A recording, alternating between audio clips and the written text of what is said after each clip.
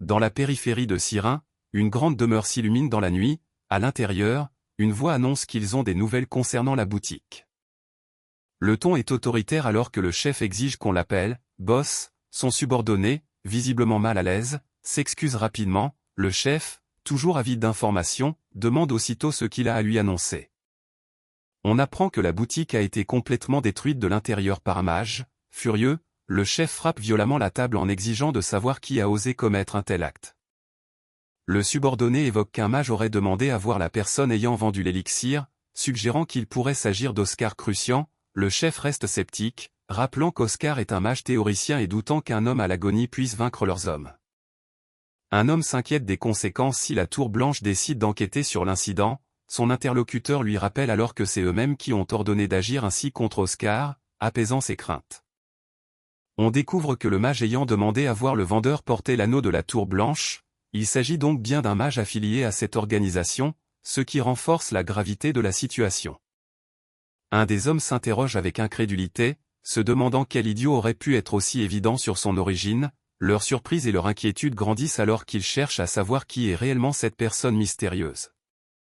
Soudain, Oscar Crucian apparaît, calme et déterminé, franchissant la porte avec une présence imposante. Son arrivée inattendue laisse ses adversaires sans voix, renforçant le mystère qui l'entoure. Oscar a suivi la trace subtile laissée dans la bouteille, révélant que bien plus de personnes sont impliquées dans cette affaire qu'il ne le pensait. Cette découverte complique encore davantage la situation. Le propriétaire, furieux, demande comment le protagoniste a pu détruire son magasin. Ce dernier confirme calmement être responsable de cet acte, assumant pleinement ses actions. Calme et sûr de lui, il exprime son intérêt pour la conversation précédente et propose de la reprendre. Il révèle aussi qu'il avait envisagé de laisser partir son interlocuteur, à condition qu'il fasse semblant de ne rien avoir entendu. Un ordre glaçant est donné, tuez-le. Sans hésitation, un homme armé se jette sur le protagoniste, prêt à attaquer avec une violence brutale. La tension monte instantanément, annonçant un combat imminent. Oscar, le regard perçant, avertit qu'il ne retiendra plus ses coups si la situation l'exige. Sa détermination est palpable, prêt à affronter la violence qui s'annonce sans concession. Le corps sans vigie au sol, la tête tranchée, témoignant de la brutalité de l'attaque. Oscar, impassible, exprime son étonnement face à la violence extrême de cet acte, évoquant un souvenir sinistre lié à une autre tête décapitée. Un homme, le visage déformé par la colère, pointe son arme en criant une insulte cinglante. Sa détermination à éliminer le protagoniste est claire, et la tension atteint son paroxysme. Le danger est imminent, chaque seconde compte.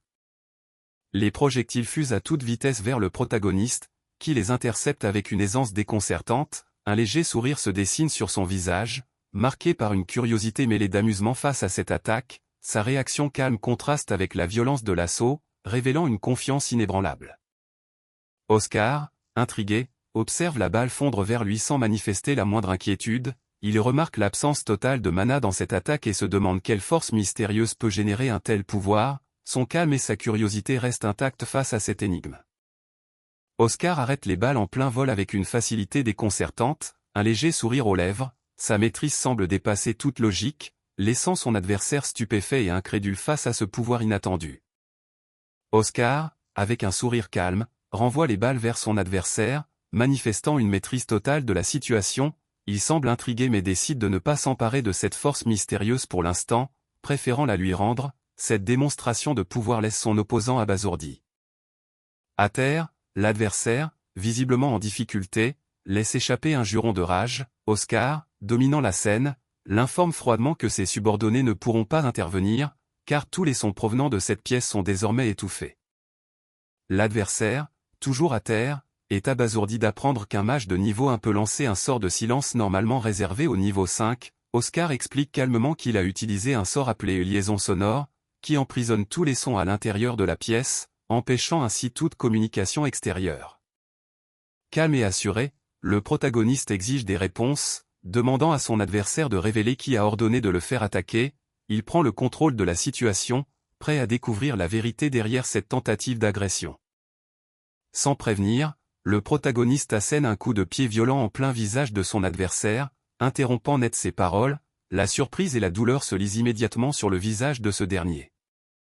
Oscar remarque avec une certaine admiration que l'orgueil de son adversaire semble plus important que sa propre vie, il le félicite d'un ton à la fois intrigué et impressionné. Calme et posé, le protagoniste avoue qu'il n'aime pas non plus torturer les autres, car cela devient trop bruyant, il insiste alors pour obtenir enfin la vérité, exigeant que son adversaire parle. Acculé et en larmes, l'adversaire supplie le protagoniste d'arrêter, promettant de tout révéler, son corps tremble sous la pression, incapable de supporter davantage cette violence, la détermination du héros semble enfin avoir brisé sa résistance.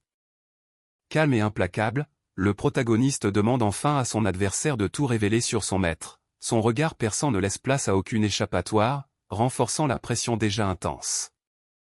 L'adversaire, épuisé et tremblant, avoue que leur maître leur a donné un élixir et de l'argent, leur ordonnant de le vendre à bas prix, il semble incapable de refuser cette mission dès le départ, sous la pression, il commence à décrire l'apparence de cet homme mystérieux. L'adversaire décrit l'homme mystérieux, précisant qu'il portait une capuche qui cachait entièrement son visage, cependant, il se souvient distinctement d'une bague blanche ornant son doigt, un signe distinctif important. Oscar reste impassible, doutant que la description donnée soit vraie et suspectant une ruse pour tromper son adversaire, soudain, ce dernier semble reconnaître quelque chose d'important, une odeur familière qui pourrait trahir l'identité de l'homme mystérieux. L'adversaire, visiblement troublé, révèle que l'homme mystérieux dégageait une odeur unique, une senteur fraîche et claire de menthe, cette piste olfactive semble être la seule information précise dont il dispose. Oscar note que l'odeur de menthe est une piste à ne pas négliger, il interroge alors son adversaire sur la manière dont il comptait gérer les conséquences après son assassinat, ce dernier avoue que la Tour Blanche est trop occupée par un retrait stratégique pour mener une véritable enquête. Oscar, surpris, interroge son interlocuteur au sujet du retrait des 4 grandes tours magiques, cherchant à comprendre ce que cela signifie exactement, son expression trahit son étonnement face à cette information inattendue. L'homme blessé avoue avoir oublié certains détails après avoir consommé l'élixir, malgré sa faiblesse, il promet de remettre les documents au protagoniste, s'excusant pour son état. Malgré sa faiblesse, l'homme tend au protagoniste plusieurs dossiers qu'il qualifie de documents importants, ce dernier les reçoit avec attention, prêt à en découvrir le contenu crucial. Oscar commence à examiner attentivement les documents reçus, son regard sérieux se posant sur les premières pages, il murmure à voix basse, évoquant la Tour Blanche, signe que les informations qu'il découvre pourraient être décisives. Le 28 avril est désigné comme « le jour de la nuit blanche » en mémoire du grand prêtre Oscar Sage, dont le sacrifice est honoré par l'empereur par des avantages fiscaux pour la Tour Blanche. Pourtant, cette même tour, affaiblie depuis 20 ans, a enregistré les pires résultats l'année précédente. Une annonce importante de la famille impériale est attendue lors du festival de la Nuit Blanche, tandis que les experts soulignent un manque crucial de magie avancée. Oscar réalise avec surprise que la Tour Blanche ne possède pas de magie avancée, malgré ses efforts passés pour éviter cette situation en transmettant des documents à Edna. Intrigué et préoccupé, il décide d'enquêter plus en profondeur sur cette affaire, son regard se fixe, déterminé à comprendre ce mystère. La magie avancée commence à se manifester, contribuant à la création d'objets révolutionnaires comme les lampadaires et les voitures, une nouvelle ère d'innovation semble se dessiner grâce à ces avancées. La Tour Bleue du Sud joue un rôle clé dans les secteurs de l'eau potable, de l'agriculture et des potions, son influence s'étend bien au-delà de la magie, impactant directement la vie quotidienne et l'économie. Cette contribution renforce l'importance stratégique de la tour dans l'équilibre régional. La Tour Rouge de l'Ouest, située dans le désert, se distingue par son pouvoir ardent. Notre héros a rejoint ses rangs militants et a participé à des missions périlleuses, notamment la traque et la soumission de monstres. Oscar s'interroge soudainement sur le rôle de la Tour Blanche, cherchant à comprendre son importance dans cet équilibre complexe. Son questionnement marque une nouvelle étape dans l'analyse des différentes influences magiques. La réponse reste en suspens, suscitant un certain mystère autour de cette tour. Une phrase mystérieuse surgit, évoquant une livraison inattendue. Notre héros, surpris, fronce les sourcils, cherchant à comprendre le sens de cet énigmatique message, son regard trahit une confusion mêlée de curiosité. Oscar, visiblement troublé, se demande s'il s'agit bien d'une livraison, et plus précisément d'une livraison d'objets. On lui explique alors que la Tour Blanche, grâce à son bureau de poste et aux cavaliers du vent capables de voler, bénéficie d'un avantage certain pour acheminer rapidement et en toute sécurité divers objets. Les mages de la Tour Blanche dominent les cieux, symbole de liberté et de courage. leur puissance aérienne leur vaut d'être comparée à des dragons et des aigles, figures majestueuses et redoutables. Cette image renforce l'aura impressionnante qui entoure notre héros et son environnement. Notre héros, exaspéré, laisse échapper un soupir en se demandant qui a bien pu soutenir une entreprise aussi absurde. Son interlocuteur, visiblement mal à l'aise, avoue que c'est le maître actuel de la Tour Blanche qui en est à l'origine. Notre héros s'interroge sur l'étrangeté de la situation. Pourquoi la Tour Bleue s'investit-elle dans l'industrie de l'eau potable et de l'agriculture? Il rappelle que la vente de potions reste la principale source de revenus d'une tour magique. Notre héros se remémore que la Tour Blanche dominait autrefois le marché des potions il y a 20 ans, il regrette amèrement que toutes ces méthodes de création aient été détruites depuis.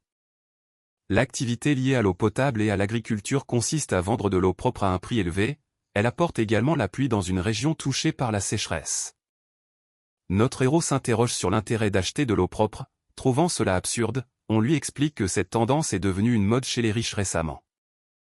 Oscar se moque de cette nouvelle tendance, la qualifiant de spectacle ridicule pour gagner quelques sous. Il rappelle qu'on peut simplement boire l'eau du puissant dépenser une fortune. Son interlocuteur, mal à l'aise, rit nerveusement face à son cynisme. La Tour Blanche peine à rivaliser en termes de profit avec les autres tours magiques, dont les affaires sont d'une toute autre envergure. Le festival de la Nuit Blanche de cette année représente leur ultime opportunité de prouver leur valeur. Cependant, le temps presse, puisqu'il ne reste plus que 7 mois pour y parvenir. Un homme gravement blessé s'effondre au sol, tremblant et peinant à parler, son état semble critique, suscitant l'inquiétude quant à un possible choc ou une perte de sang trop importante. Oscar hésite, conscient que l'homme blessé lui a fourni des informations précieuses, il se demande s'il doit tenter de le sauver malgré tout. Entre doute et calcul, il tient un registre entre ses mains, symbole des enjeux qui pèsent sur lui. Oscar découvre avec stupeur l'ampleur des crimes recensés, incendies volontaires, agressions, prêts illégaux, extorsions, et même des demandes d'assassinat. Cette révélation choque profondément notre héros, qui réalise la gravité de la situation. Oscar, debout face à la fenêtre, adresse une insulte froide à l'homme blessé, le rabaissant sans pitié. Ce dernier, affaibli et tremblant, tente de l'appeler avec difficulté, cherchant à retenir son attention. Sous le ciel étoilé, notre héros se tient devant la demeure, le regard froid et déterminé, tenant un petit sac dans une main et un registre dans l'autre, il prononce une dernière phrase lourde de sens, marquant une décision irrévocable. L'aube se lève sur la majestueuse White Tower, symbole de pouvoir et de mystère. Cette tour imposante domine la ville, annonçant un nouveau chapitre décisif dans l'histoire. Fatigué, notre héros quitte la pièce en poussant la porte avec lassitude, son regard trahit un épuisement profond après les révélations et décisions lourdes qu'il vient d'affronter. Épuisé, notre héros s'affaisse dans un fauteuil, surpris par la fatigue que lui ont causé même quelques sorts basiques, son corps peine à suivre, trahissant la lourdeur de ses efforts récents. Oscar s'interroge avec inquiétude sur ses capacités, doutant de pouvoir utiliser cette magie particulière dans son état actuel. Son regard trahit une profonde incertitude face aux défis qui l'attendent. Une magie légendaire se manifeste enfin, celle qui fit d'Oscar Sage le plus grand mage de l'histoire humaine. Notre héros invoque le sort, Wind Archive, une sphère d'énergie tourbillonnante d'une puissance inouïe. Cette révélation marque un tournant décisif dans son apprentissage et son combat à venir. La sphère d'énergie se dissipe lentement, signe que notre héros n'a pas encore la force nécessaire pour maîtriser ce sort légendaire. Il réalise avec frustration qu'il doit encore progresser avant de pouvoir l'utiliser pleinement. Conscient de ses limites actuelles, notre héros décide de commencer par analyser précisément l'état de son corps. Il lance un scan magique, déterminé à mieux comprendre ses capacités présentes avant d'aller plus loin. En attendant, il décide de se plonger dans une étude approfondie de son propre corps. Cette démarche lui permettra de mieux comprendre ses capacités actuelles avant de progresser davantage. Son regard se pose sur un dossier, symbole de sa quête de connaissances. Oscar réalise que ses souvenirs sont confus et incomplets. Malgré quelques informations reçues de Franc, il comprend qu'il doit absolument en apprendre davantage sur Oscar Crucian s'il veut sauver ce corps qu'il habite. Dès son plus jeune âge, son génie fut reconnu par le monde magique. Les attentes à son égard étaient si grandes que plusieurs factions se sont affrontées pour tenter de le recruter. Pendant 6 ans, il a étudié à la faculté de magie de l'Académie de l'Empire, où il n'a obtenu que des notes parfaites. Son excellence académique était incontestable, surpassant tous ses camarades.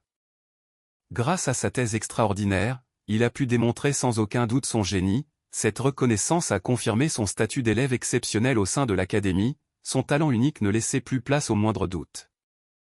Notre héros s'interroge, comment quelqu'un d'aussi brillant peut-il rester au niveau 1 ? Cette incohérence le trouble profondément, il réalise que cette situation est d'autant plus tragique et qu'il doit en comprendre davantage. Il découvre enfin la cause de son inexplicable stagnation, le syndrome de déficience en mana. Cette révélation choque profondément notre héros, qui comprend que ce mal est la clé de son problème. Notre héros découvre avec stupeur le terme syndrome de déficience en mana. Cette révélation bouleverse sa compréhension de sa propre condition, il réalise que ce mal pourrait expliquer son inexplicable stagnation. Notre héros comprend enfin pourquoi il reste bloqué au niveau 1, malgré sa compréhension exceptionnelle de la magie, il est incapable de la maîtriser réellement, cette contradiction explique son étrange stagnation. Oscar observe attentivement une sphère lumineuse flottant au-dessus de sa main, signe que l'analyse magique vient de s'achever, il reste concentré, prêt à découvrir les résultats qui pourraient enfin expliquer sa situation. Oscar confirme les résultats de l'analyse magique, prêt à valider ce qui pourrait enfin expliquer sa condition, une lumière intense éclaire la scène, symbolisant la gravité de cette révélation. Une surprise inattendue traverse l'esprit du protagoniste alors qu'il découvre une information qui bouleverse encore plus sa compréhension, son regard s'ouvre soudainement, marqué par l'étonnement et la prise de conscience, il réalise que ce qu'il vient de voir pourrait changer le cours de son destin. Oscar réalise avec stupeur qu'il ne souffre pas du syndrome de déficit en mana, cette révélation bouleverse sa compréhension, ce n'est pas une maladie, mais quelque chose de bien plus complexe, son visage exprime un mélange d'incrédulité et de tension face à cette nouvelle vérité. Oscar réalise que ce n'est pas une maladie qui affecte la personne, mais que quelqu'un a scellé son circuit, cette révélation bouleverse ses certitudes et change complètement la donne. Oscar découvre enfin le nom exact de ce mal mystérieux, le syndrome de déficience en mana, ce terme révèle l'ampleur du problème auquel il doit désormais faire face. Le syndrome de déficience en mana empêche la circulation et l'accumulation de magie dans le corps, un mage peut installer jusqu'à 20 circuits physiques sur son circuit de mana, et leur nombre détermine son niveau, mais avec ce syndrome, l'environnement magique ne se forme pas correctement, limitant ainsi le mage à un niveau maximum de 3, même après un entraînement intensif. Cependant, la situation d'Oscar Crucian semble particulière, différente de ce que l'on connaît habituellement, une nouvelle complexité vient s'ajouter à cette énigme. Oscar réalise que le circuit physique d'Oscar n'est pas déformé de naissance, en réalité, il a été intentionnellement entravé par quelqu'un, ajoutant une nouvelle dimension à son handicap, cette découverte soulève de lourds soupçons sur l'origine de son mal. Oscar doute de la prétendue intelligence d'Oscar, estimant qu'un véritable génie aurait compris qu'il ne souffre pas du syndrome de déficience en mana, cette réflexion remet en question la version officielle de son handicap. Oscar regrette qu'Oscar n'ait jamais tenu de journal, ce qui aurait pu révéler des indices précieux sur sa véritable condition, il cherche alors dans une bibliothèque, espérant trouver des informations cachées. Selon Franck, Oscar Crucian était alcoolique, ce qui jette une nouvelle lumière sur sa vie et ses difficultés, cette révélation surprenante pourrait expliquer certains aspects de son comportement et de son état. Et si cette image d'Oscar, marquée par ses faiblesses et son alcoolisme, n'était qu'un rôle qu'il s'était volontairement créé ? Oscar commence à envisager cette possibilité, remettant en question tout ce qu'il croyait savoir sur lui. Il savait que quelqu'un avait bloqué son circuit et voulait sa mort, pour cette raison, il aurait délibérément adopté une attitude de playboy, cette stratégie pourrait cacher une profonde ruse derrière son comportement. Oscar comprend que, dans une situation où Oscar ne pouvait faire confiance à personne, il est logique qu'il ait succombé à la tentation de l'élixir illégal, cette hypothèse éclaire d'un nouveau jour ses choix désespérés. Il devait lui-même briser ses chaînes pour retrouver sa liberté, cette prise de conscience souligne son combat solitaire contre ses propres entraves. Oscar réalise que, contrairement à ce qu'il pensait, il lui suffit simplement de dénouer ce nœud complexe, cette conviction nouvelle lui donne l'espoir qu'il pourra enfin se libérer de ses entraves, son regard se pose sur des documents et des livres, symboles des clés pour briser ses chaînes. Ses doigts effleurent un livre épais, couvert de nombreux marque-pages, dont le titre mystérieux évoque une nouvelle approche de la magie, cette découverte pourrait bien être la clé pour comprendre et maîtriser les forces qui le retiennent prisonnier, une lueur d'espoir naît alors dans son esprit. Oscar étudie des notes détaillées sur la magie défensive du bouclier de vent, découvrant ses multiples applications, y compris son usage offensif avancé, il réfléchit également à la possibilité de réinterpréter une arme à feu grâce à la magie de la tour blanche, en s'inspirant du mouvement des balles circulaires. Cette analyse approfondie ouvre de nouvelles perspectives stratégiques pour son combat. Oscar réalise que le concept avancé du bouclier de vent correspond à sa propre utilisation, bien loin de la simple compétence défensive qu'on lui attribue habituellement. Cette révélation l'amène à repenser entièrement la nature et le potentiel de cette magie. Oscar découvre que l'auteur des notes explique comment adapter au mieux la magie en fonction des situations. Il apprend aussi qu'il a créé plusieurs sorts plus simples, élargissant ainsi son arsenal magique. Oscar comprend enfin pourquoi cet homme était considéré comme un génie, réalisant qu'il partage une approche similaire dans l'interprétation des théories. Il continue d'explorer ses écrits avec une attention renouvelée. Il n'a jamais abandonné la magie, au contraire, il a travaillé plus dur que quiconque, sa passion éclate clairement, révélant à quel point il aimait cet art. Oscar découvre une note laissée par le mage, exprimant l'espoir que ce livre guidera même les vents les plus faibles vers la tour blanche. Ce message révèle la détermination de son auteur, prêt à affronter son plus grand défi. Oscar réalise que le mage était pleinement conscient de tout, maîtrisant chaque détail avec une connaissance complète. Cette prise de conscience renforce l'admiration qu'il éprouve pour cet homme d'exception. Pourtant, malgré son savoir immense, il a dû affronter des défis qui le dépassaient. Oscar prononce le nom d'Oscar Crucian avec respect et gravité, il s'incline profondément, marquant l'importance de cet homme dans son esprit. Ce geste symbolise son hommage à un maître dont l'héritage le guide encore. Un jeune mage, brisé par un destin cruel, n'a jamais cédé et a choisi de suivre un chemin solitaire. Sa détermination silencieuse témoigne de sa force intérieure face à l'adversité. Oscar entre en méditation profonde, invoquant une puissante énergie spirituelle. Derrière lui, une silhouette lumineuse apparaît, symbolisant un lien avec un savoir ancestral. Sa détermination est claire, il va dénouer ce que son maître n'a pas pu résoudre. Oscar déambule pensivement dans la serre baignée de lumière, entouré de plantes verdoyantes. Un doute traverse son esprit, l'amenant à s'interroger sur la raison de sa présence en ce lieu paisible. Cette promenade semble porter un sens qu'il cherche encore à comprendre.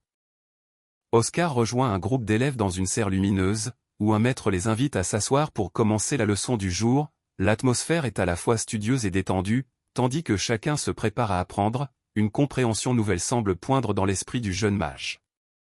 Une main sombre tient une pipe ornée, symbole d'une malédiction pesante. Oscar évoque le viscomte des cauchemars du monde démoniaque, victime d'une malédiction liée à un rat. Cette malédiction semble être la source de ses tourments et de son état actuel. Chaque fois qu'il s'endort, le protagoniste est hanté par les souvenirs du passé. Il avoue avoir espéré que la malédiction disparaîtrait une fois qu'il aurait pris possession de ce corps.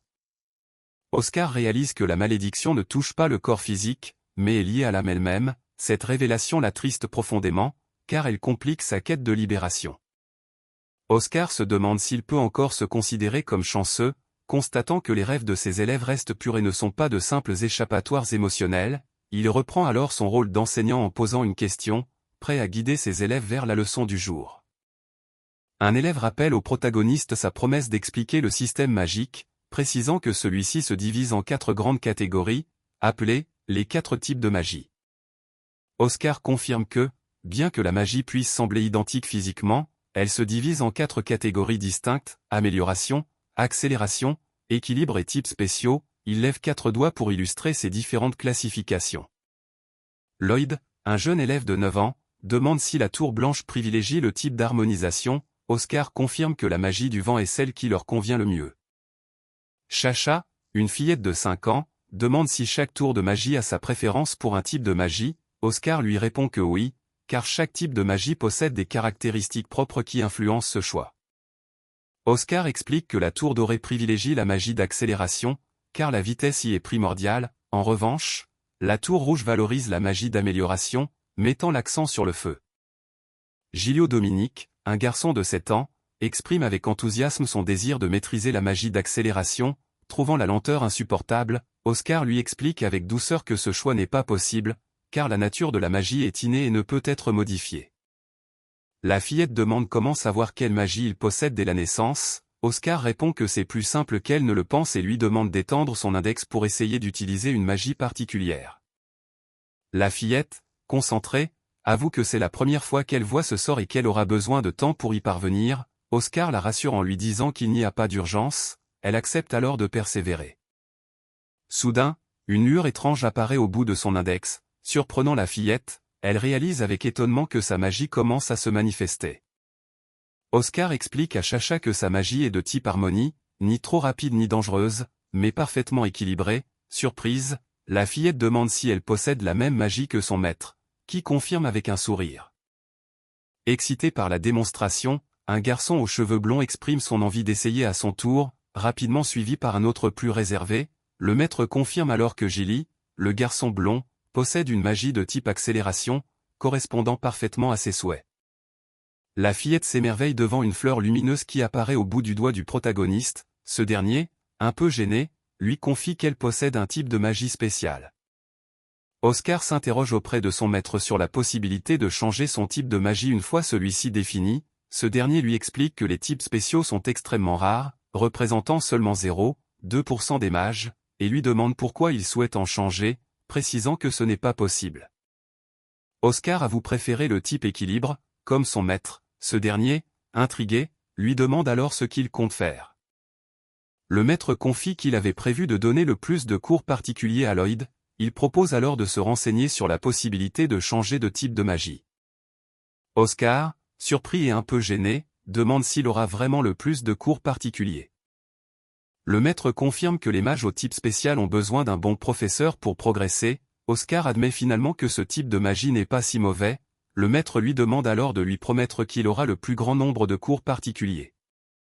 Oscar accepte la promesse du maître avec un sourire, scellant leur accord d'un serrement du bout des doigts. Une nouvelle détermination semble s'installer en lui.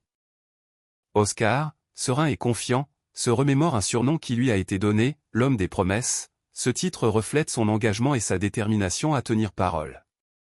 Malgré sa volonté de paraître mature, une part d'enfance subsiste encore en lui. Ce mélange d'innocence et de détermination le rend profondément humain et attachant. Son regard d'où trahit cette dualité intérieure. Alors qu'il se repose, une annonce retentit depuis la salle de diffusion, interrompant momentanément le calme du protagoniste. Oscar se réveille doucement, encore un peu désorienté. Une annonce publique prononce son nom avec insistance, attirant son attention.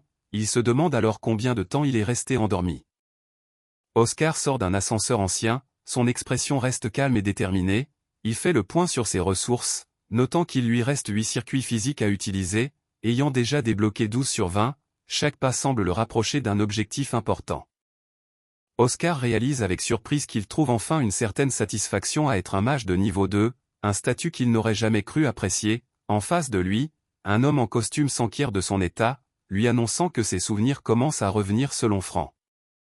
Oscar confirme doucement que ses souvenirs reviennent effectivement, tandis que l'homme en costume exprime un soulagement sincère. Une atmosphère de compréhension mutuelle s'installe entre eux. Oscar découvre avec étonnement que l'ancien Maxime Bisque, un membre éminent de la Tour Blanche âgé de 45 ans, était en réalité son junior. Cette révélation vient bouleverser sa perception des liens hiérarchiques au sein de la guilde. Oscar réalise que Maxime Bisque, bien qu'étant son junior à la Tour Blanche, est désormais un aîné respecté. Il se souvient de son honnêteté et de sa diligence, qualité qui laissait présager un avenir prometteur. Il se souvient que Maxime le suivait partout en l'appelant « Seigneur ». Plus tard, il l'a même surnommé « Maître de la Tour de Magie », un titre qui lui a paru attendrissant. Oscar apprend avec stupeur que le chef de la famille Gordon ainsi que le chef par intérim ont été tués. Cette nouvelle inattendue le laisse sans voix, marquant un tournant crucial dans l'intrigue.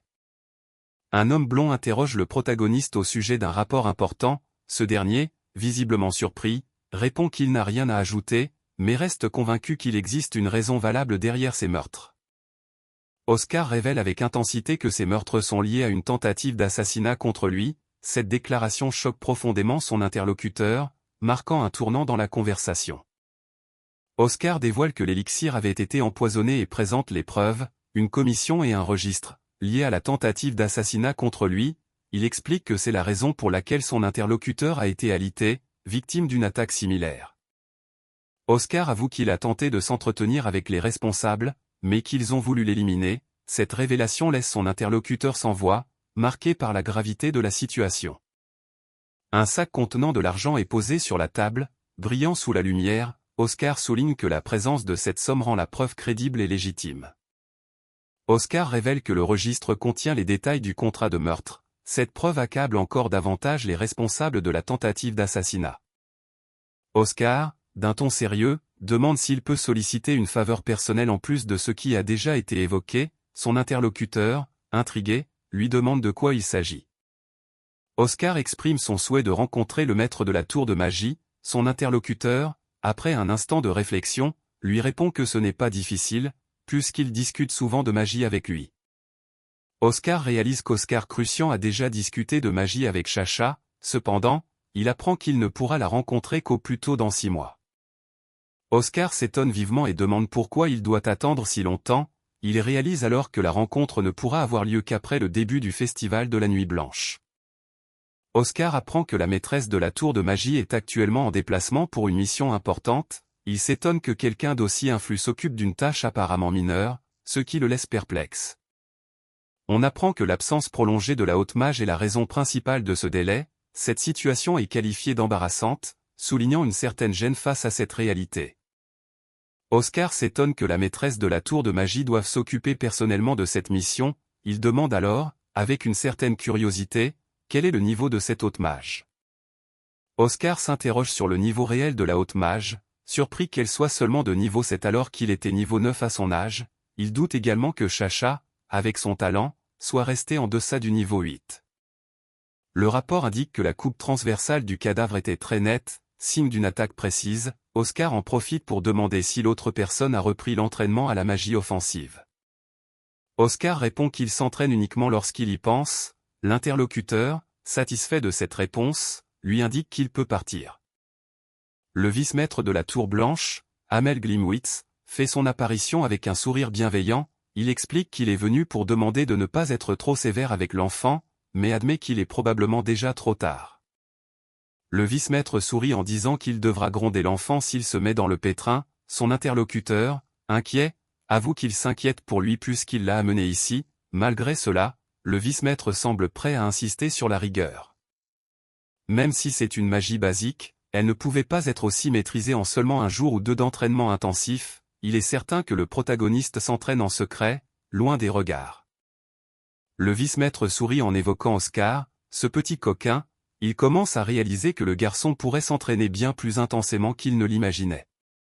Le vice-maître propose de se rendre à la réunion des anciens, précisant que l'ancienne Fidlina les attend déjà. Son interlocuteur acquiesce, prêt à les accompagner. Oscar arrive au 10e étage, un lieu baigné de lumière et rempli de verdure. Il confie qu'il est venu ici parce qu'il a vu ses élèves dans un rêve, ce qui l'a poussé à se rendre en ce lieu. Oscar remarque que l'endroit est maintenant bien plus vide qu'auparavant. Un jardinier, surpris, l'interpelle en le voyant arriver. Alors qu'il avance, le protagoniste est soudain interpellé par un jardinier qui le reconnaît immédiatement. Ce dernier l'appelle « Jeune maître Oscar », avec surprise, mais notre héros, lui, ne semble pas le reconnaître. L'homme se présente comme Wilter, responsable des installations de la tour de magie. Il confirme que les rumeurs sur la perte de mémoire du jeune maître Oscar sont vraies et rappelle qu'ils avaient déjà échangé à plusieurs reprises.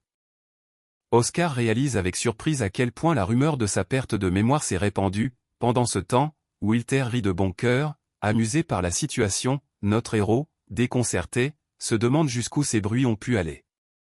Oscar demande des précisions sur l'appellation « Jeune maître Oscar ». Wilter explique qu'il travaillait déjà ici à l'époque du précédent maître de la tour de magie, qui était le grand sœur Oscar. Notre héros trouve astucieuse l'idée de se différencier ainsi et décide de l'adopter. Il demande ensuite à Wilter de rester son compagnon de conversation à l'avenir. Oscar décline poliment l'offre, annonçant qu'il quittera bientôt la tour. Intrigué, Wilter lui demande où il compte aller. Ce dernier explique alors qu'il travaille ici depuis 40 ans. Wilter confie avoir servi 3 maîtres différents au cours de sa longue carrière, tandis que ses collègues ont constamment changé. Il révèle être désormais le seul membre restant dans ce département. Wilter commence à évoquer la véritable raison qui l'a poussé à rester si longtemps à la tour. Une révélation importante semble se profiler. Wilter révèle que la véritable raison de sa longévité à la tour remonte aux paroles du précédent maître, Sir Oscar Sage.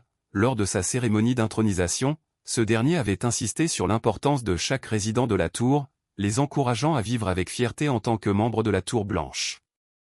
Wilter avoue que cela peut paraître drôle, mais depuis ce jour, il a toujours travaillé en se considérant comme un véritable membre de la Tour Blanche. cette conviction a guidé toute sa carrière. Oscar exprime que ce n'est pas seulement amusant, mais bien plus profond. En réponse, Wilter le remercie, puis annonce qu'à cause de cette conviction, il a décidé de quitter son poste. Oscar, surpris et inquiet, demande des explications, cherchant à comprendre ce que Wilter vient de révéler. Son regard trahit son trouble face à cette annonce inattendue. Wilter explique à notre héros que la Tour Blanche traverse une période difficile, notamment au niveau des infrastructures. Il souligne que les finances ne sont plus aussi solides qu'avant, ce qui se ressent particulièrement dans l'état des installations. Oscar, cherchant à comprendre, demande si cette décision est liée à la récompense pour ses longues années de service. Son expression reste sérieuse, traduisant son inquiétude face à la situation. Tous les membres de la Tour Blanche, à l'exception des mages, reçoivent une médaille d'honneur et une récompense financière à leur 20e et 40e année de service. Ceux qui atteignent 40 ans de carrière obtiennent 200 000 bells, une somme suffisante pour acheter une maison dans la plupart des grandes villes. Wilter explique que la Tour Blanche actuelle n'a plus les moyens d'offrir une telle récompense. Pour que notre héros puisse toucher cette somme, de nombreuses personnes devront risquer leur vie en acceptant de nouvelles missions. Malgré la dure réalité, il refuse d'accepter la récompense en sachant ce qu'elle implique. Pour lui, cet endroit reste sa seconde maison, un lien profond qu'aucune difficulté ne peut briser. Oscar réalise avec stupeur l'ampleur de la crise, sa gravité le frappant de plein fouet. Une goutte de sueur trahit son inquiétude grandissante face à cette situation qu'il sous-estimait. Notre héros commence à douter de ses jugements passés, réalisant que la Tour Azur n'agit peut-être pas uniquement par avidité. Il s'interroge sur sa légitimité à critiquer leur travail, conscient que leur succès financier témoigne de leur excellence historique. Cette prise de conscience le pousse à reconsidérer sa position avec humilité. Soudain, quelqu'un appelle notre héros avec insistance, brisant son moment de réflexion. Surpris, il tourne vivement la tête, alerté par cette interpellation inattendue. Un homme au visage marqué remarque la main de notre héros, couverte de terre, et s'inquiète en lui demandant pourquoi il serre les poings si fort. La tension est palpable, révélant un stress intérieur que notre protagoniste peine à dissimuler. La main de notre héros, encore marquée par la terre, trahit son agitation intérieure. On lui demande alors quand il compte partir, et il répond calmement que ce sera dans 2 semaines. On lui tend un tissu pour soigner sa main blessée. On lui demande d'aller à l'infirmerie pour y appliquer un médicament. Malgré la tension, notre héros exprime son espoir de continuer à échanger avec cet homme, renforçant un lien naissant entre eux. L'homme, surpris, écoute attentivement cette déclaration sincère. L'homme, visiblement ému, lui affirme qu'il n'a pas besoin de partir. Notre héros, la main encore sale, semble surpris par cette déclaration inattendue.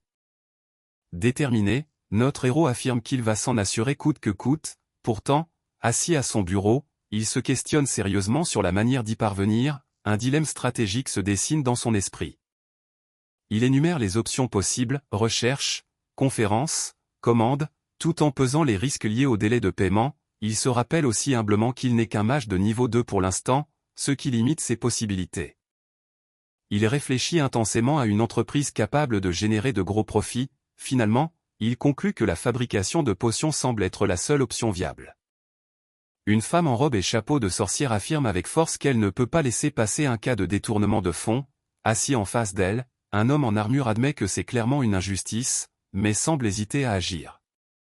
Fidanlina, l'aîné de la Tour Blanche responsable des finances, exprime avec fermeté son incompréhension face à la situation. En réponse, un homme en armure minimise la gravité en affirmant que le coupable est en train de réfléchir à ses actes.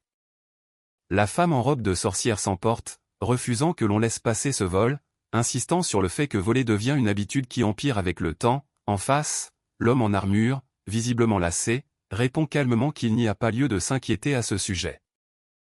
L'homme en armure minimise la situation en affirmant qu'il n'y a pas grand-chose à voler dans leur tour. Cette remarque provoque une vive colère chez la femme en robe de sorcière, visible sur son visage tendu et furieux.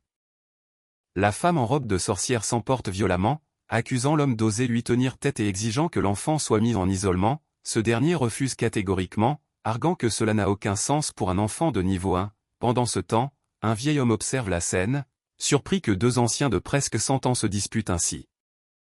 Oscar, calmement, rappelle les paroles de l'ancien Maxime, soulignant que mettre l'enfant en isolement pour son entraînement serait trop sévère. Oscar insiste sur le fait que mettre l'enfant en isolement ne serait rien d'autre qu'une torture pour lui. La femme en robe, visiblement contrariée, tente de répliquer.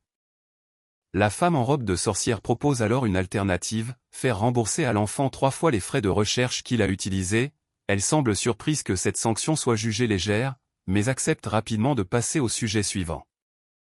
La femme en robe exprime son inquiétude face au manque d'argent disponible, elle souligne l'urgence de prendre une décision rapidement. La femme en robe de sorcière souligne que de nombreuses installations restent inutilisées, elle propose de vendre l'équipement de la chambre de production de potions pour financer les dépenses pendant 3 mois, sans cette mesure, elle avertit que l'organisation sera contrainte de fermer ses portes. Le maître adjoint de la tour refuse catégoriquement la proposition de vendre l'équipement, affirmant qu'il ne peut pas l'autoriser, son ton ferme marque une opposition claire face à cette solution. Le maître adjoint présente la tour de la magie, un lieu emblématique où les mages viennent se former, son regard sérieux souligne l'importance de cet endroit pour leur organisation. Le maître adjoint insiste sur l'importance de préserver l'avenir de l'organisation, affirmant qu'on ne peut sacrifier leur futur pour résoudre les problèmes immédiats. Il utilise la métaphore d'une pièce fermée sans air frais pour illustrer la nécessité de garder une vision à long terme. Son discours souligne la gravité de la situation tout en appelant à la prudence dans les décisions à venir. Un doute profond s'installe, exprimant une inquiétude sur la possibilité même d'un avenir pour leur organisation. Cette question résonne comme un cri intérieur face à l'incertitude grandissante. Oscar exprime avec force son impatience, rappelant qu'ils ont déjà attendu 20 ans, il interpelle Fidelina avec détermination, soulignant l'urgence de la situation. Le maître adjoint s'adresse avec gravité au vice-maître de la tour, lui demandant d'accepter une réalité difficile.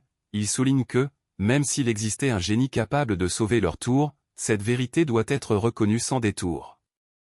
Alors que la tension monte dans la réunion, une interruption inattendue pousse le protagoniste à demander avec fermeté l'identité de l'intrus. Malgré l'agacement, le maître adjoint invite calmement la personne à entrer, prêt à entendre ce qu'elle a à dire.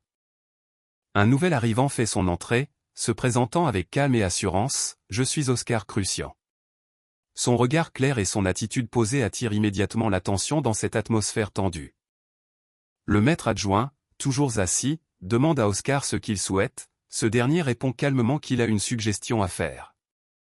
Avec un calme déconcertant, Oscar propose de lancer une entreprise, une idée qui surprend vivement l'assemblée, son assurance contraste avec la réaction choquée qui s'ensuit. Une voix s'élève, accusant vivement Oscar de détournement de fonds il y a quelques jours à peine. L'assemblée réagit avec incrédulité et moquerie face à sa proposition de lancer une entreprise. En feuilletant de vieux journaux, il découvre un article révélant que le domaine Vince a dû être mis en quarantaine à cause d'une grave épidémie de grippe. Cette information pourrait être la clé de sa proposition. Un homme âgé, assis derrière un bureau et lisant un journal, confirme avoir entendu parler de la grippe cadenas. Il souligne que si c'est bien cette maladie, la situation est particulièrement grave. Oscar écoute attentivement cette information cruciale.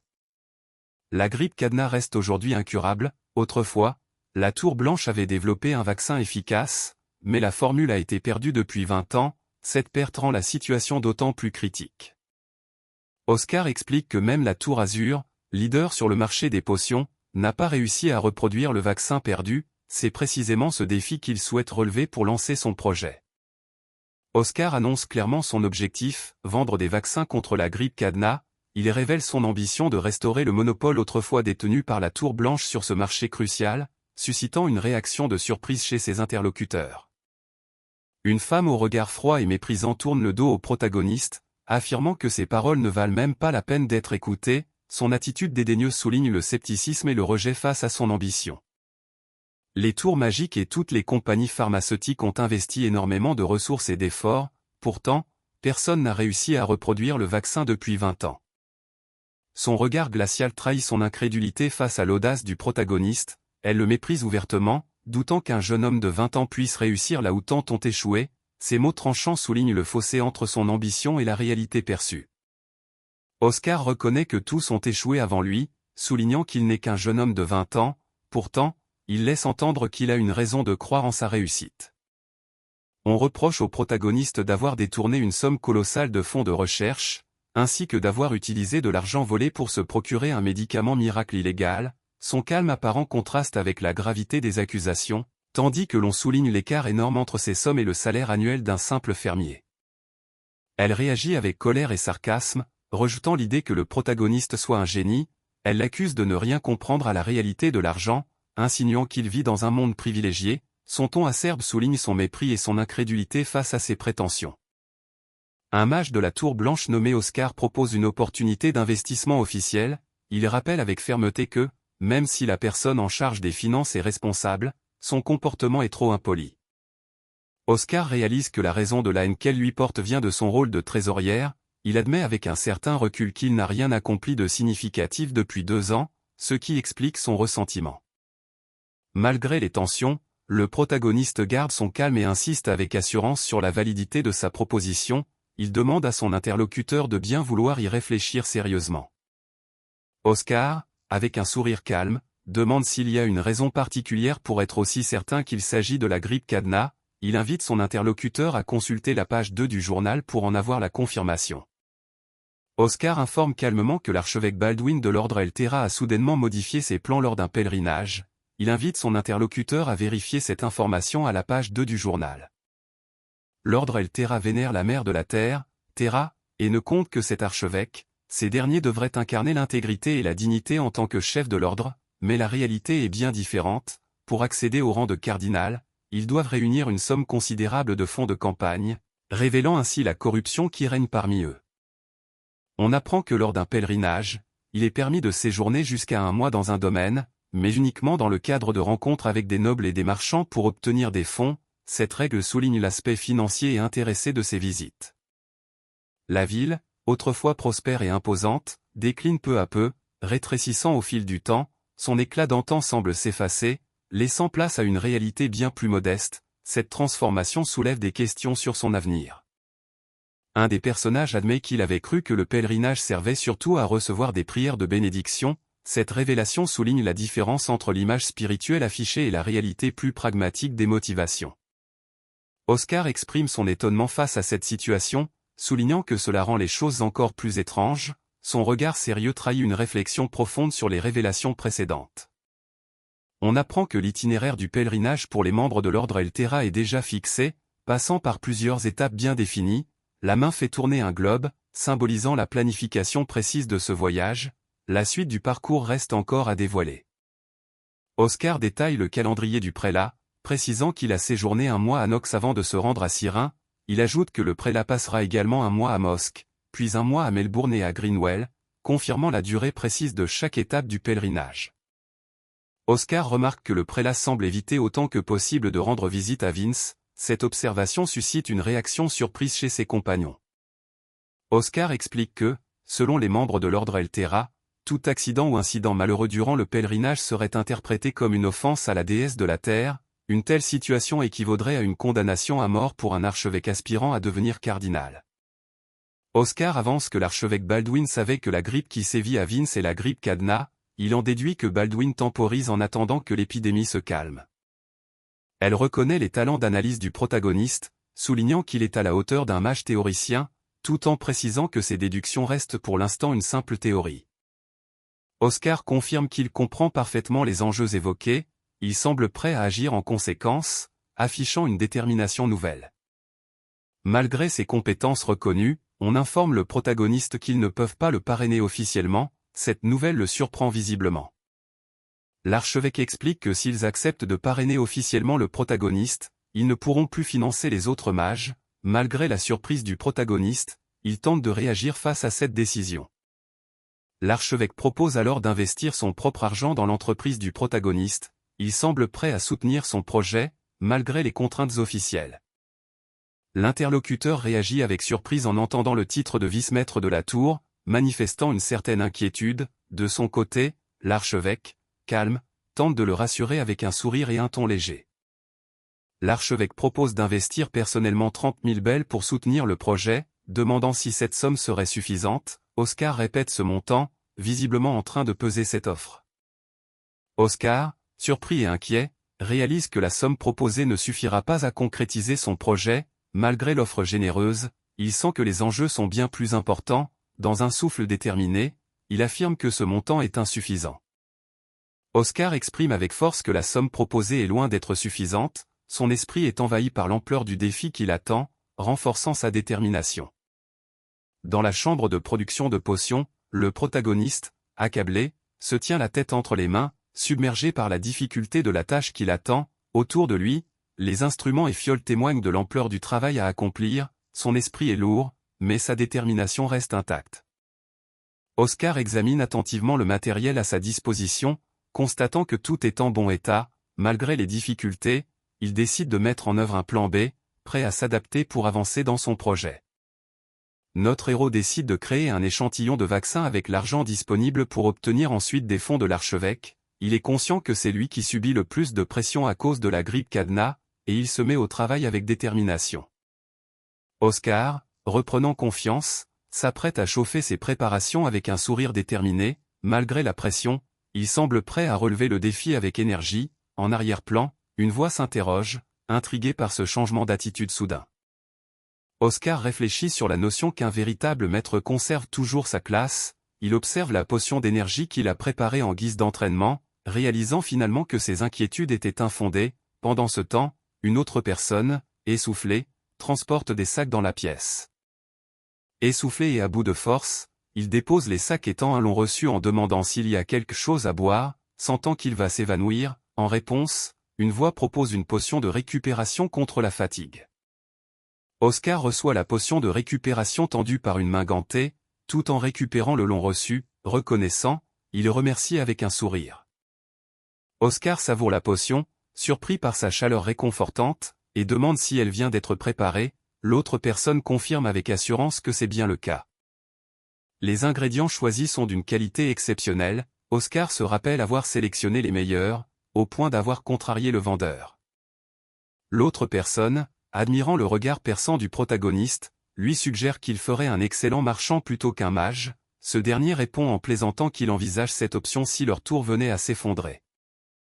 Oscar, surpris et un peu blessé, se demande pourquoi l'autre a réagi ainsi. Ce dernier s'excuse en expliquant qu'il n'a pas pu s'en empêcher, surtout après la remarque négative sur la tour.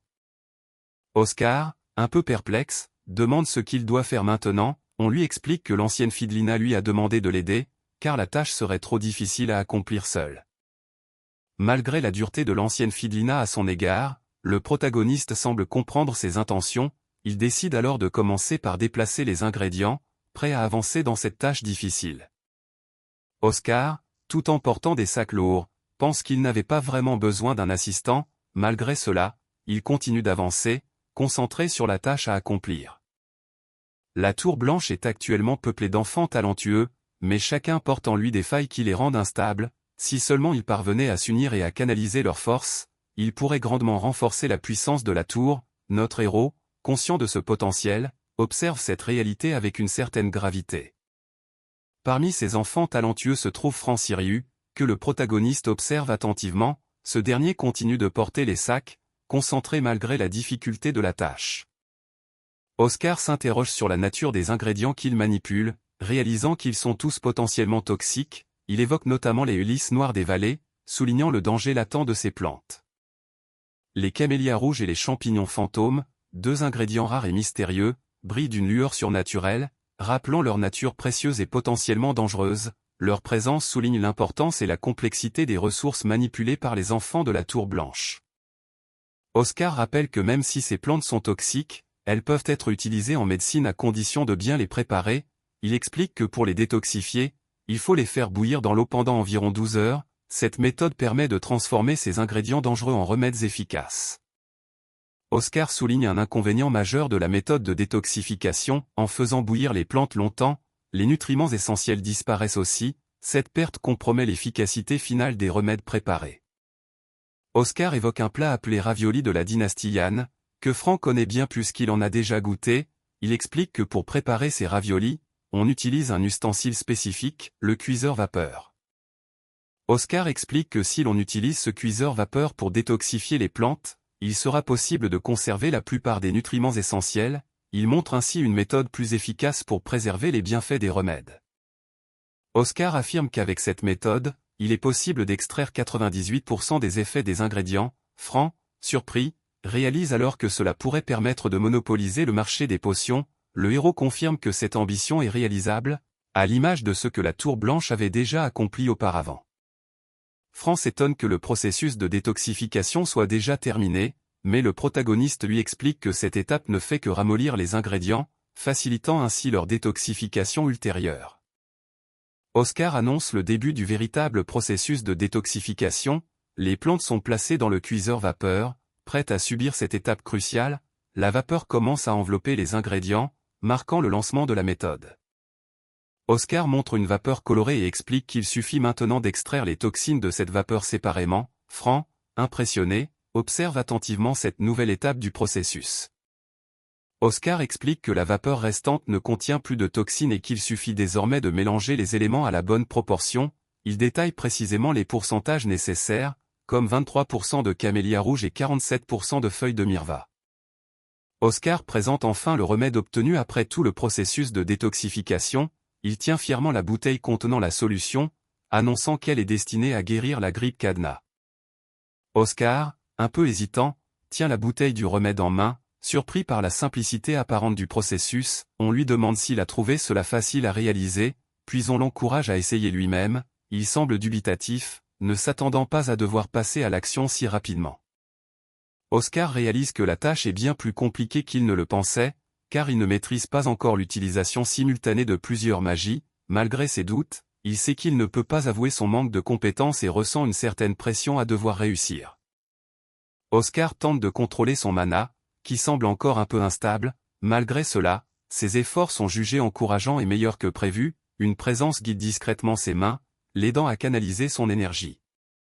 Oscar, toujours sous pression, parvient à maintenir une sphère d'énergie magique instable au-dessus de sa main.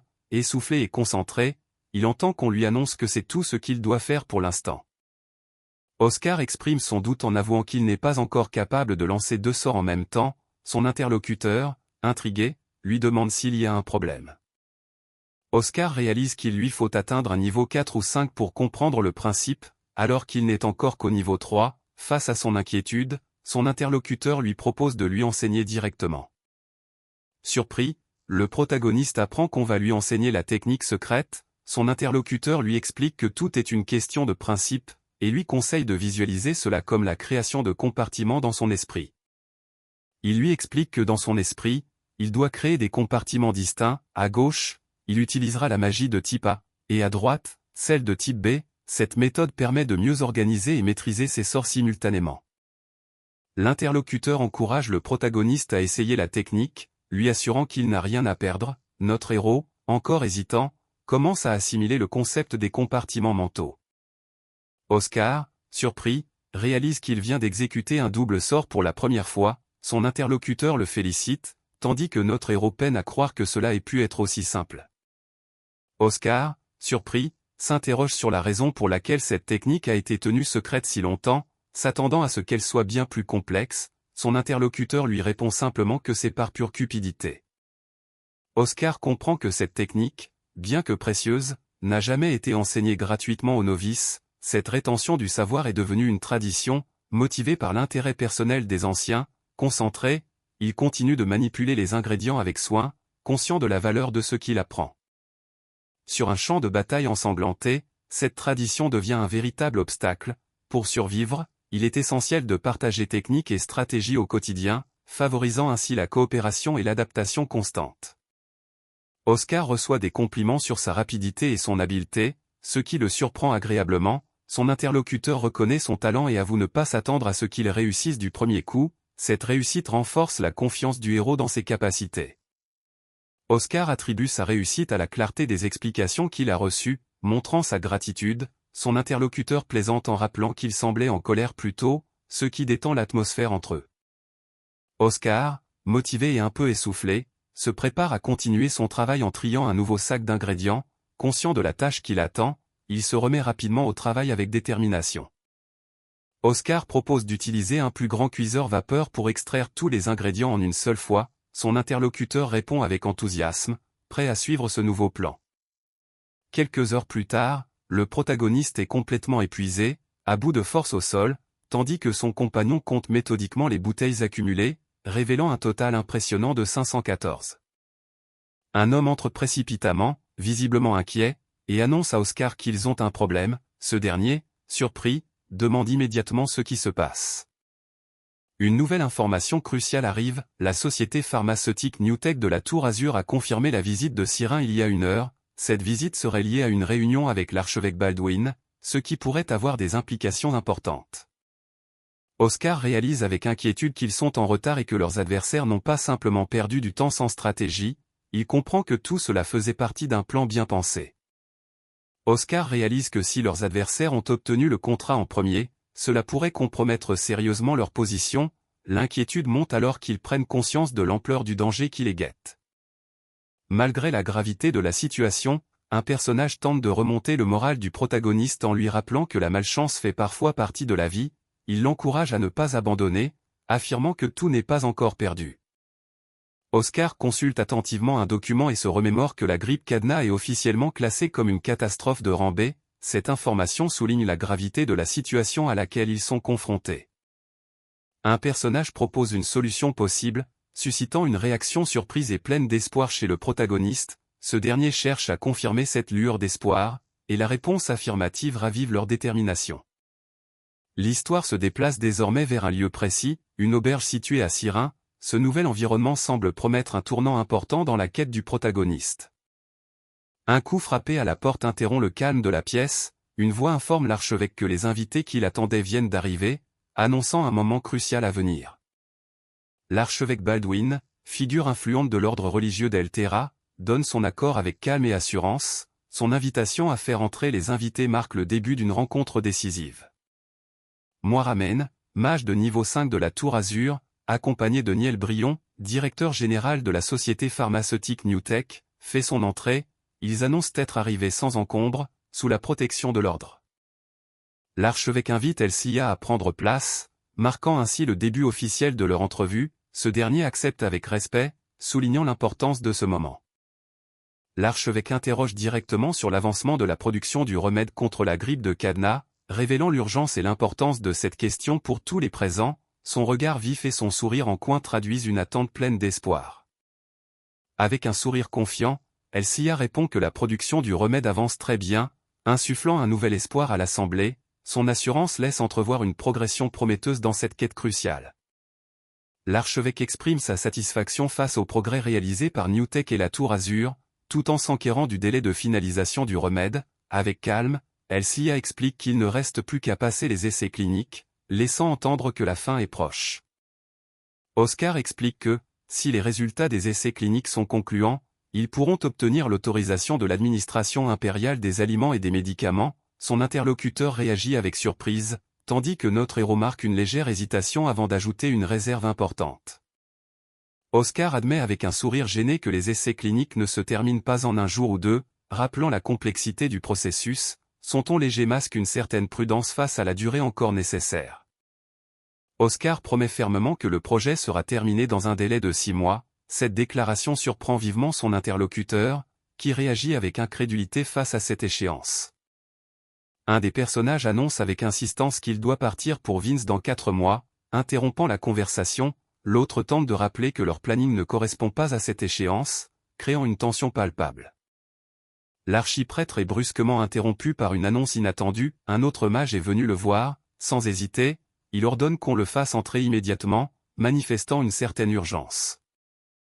L'archiprêtre exprime son agacement de ne pas avoir été informé de l'arrivée d'une autre personne. Oscar, surpris, assure qu'aucun autre accompagnant ne les accompagne. Tous se tournent vers la porte qui vient de s'ouvrir, surpris et méfiants, une question brûle les lèvres, qui est donc cette mystérieuse personne qui vient d'entrer ? Un homme élégant se présente avec calme et assurance, saluant l'assemblée d'un simple « greeting », il révèle alors son identité, Oscar Crucian, un mage de niveau 2 de la Tour Blanche. Un homme plus âgé exprime son mécontentement de ne pas avoir été informé qu'une autre personne se joindrait à eux. Oscar, surpris, répond que seuls eux deux sont présents. Alors qu'il croit être seul, une porte s'ouvre brusquement, semant le doute et la confusion parmi eux. Qui pourrait bien arriver à ce moment inattendu ? Un nouveau personnage fait son entrée, posant un regard attentif sur la situation, il commence à réfléchir à voix haute, mentionnant un mystérieux mot de passe, Elsia. Le nouvel arrivant se présente avec courtoisie, posant sa main sur sa poitrine en signe de respect, il se nomme Oscar Crucian et révèle être un mage de niveau 2 de la White Tower. Oscar et l'homme plus âgé échangent un regard surpris, cherchant à comprendre les intentions d'Oscar. Ce dernier, calme, est interrogé sur la raison de sa venue de la White Tower. La tension monte alors que chacun attend une réponse claire.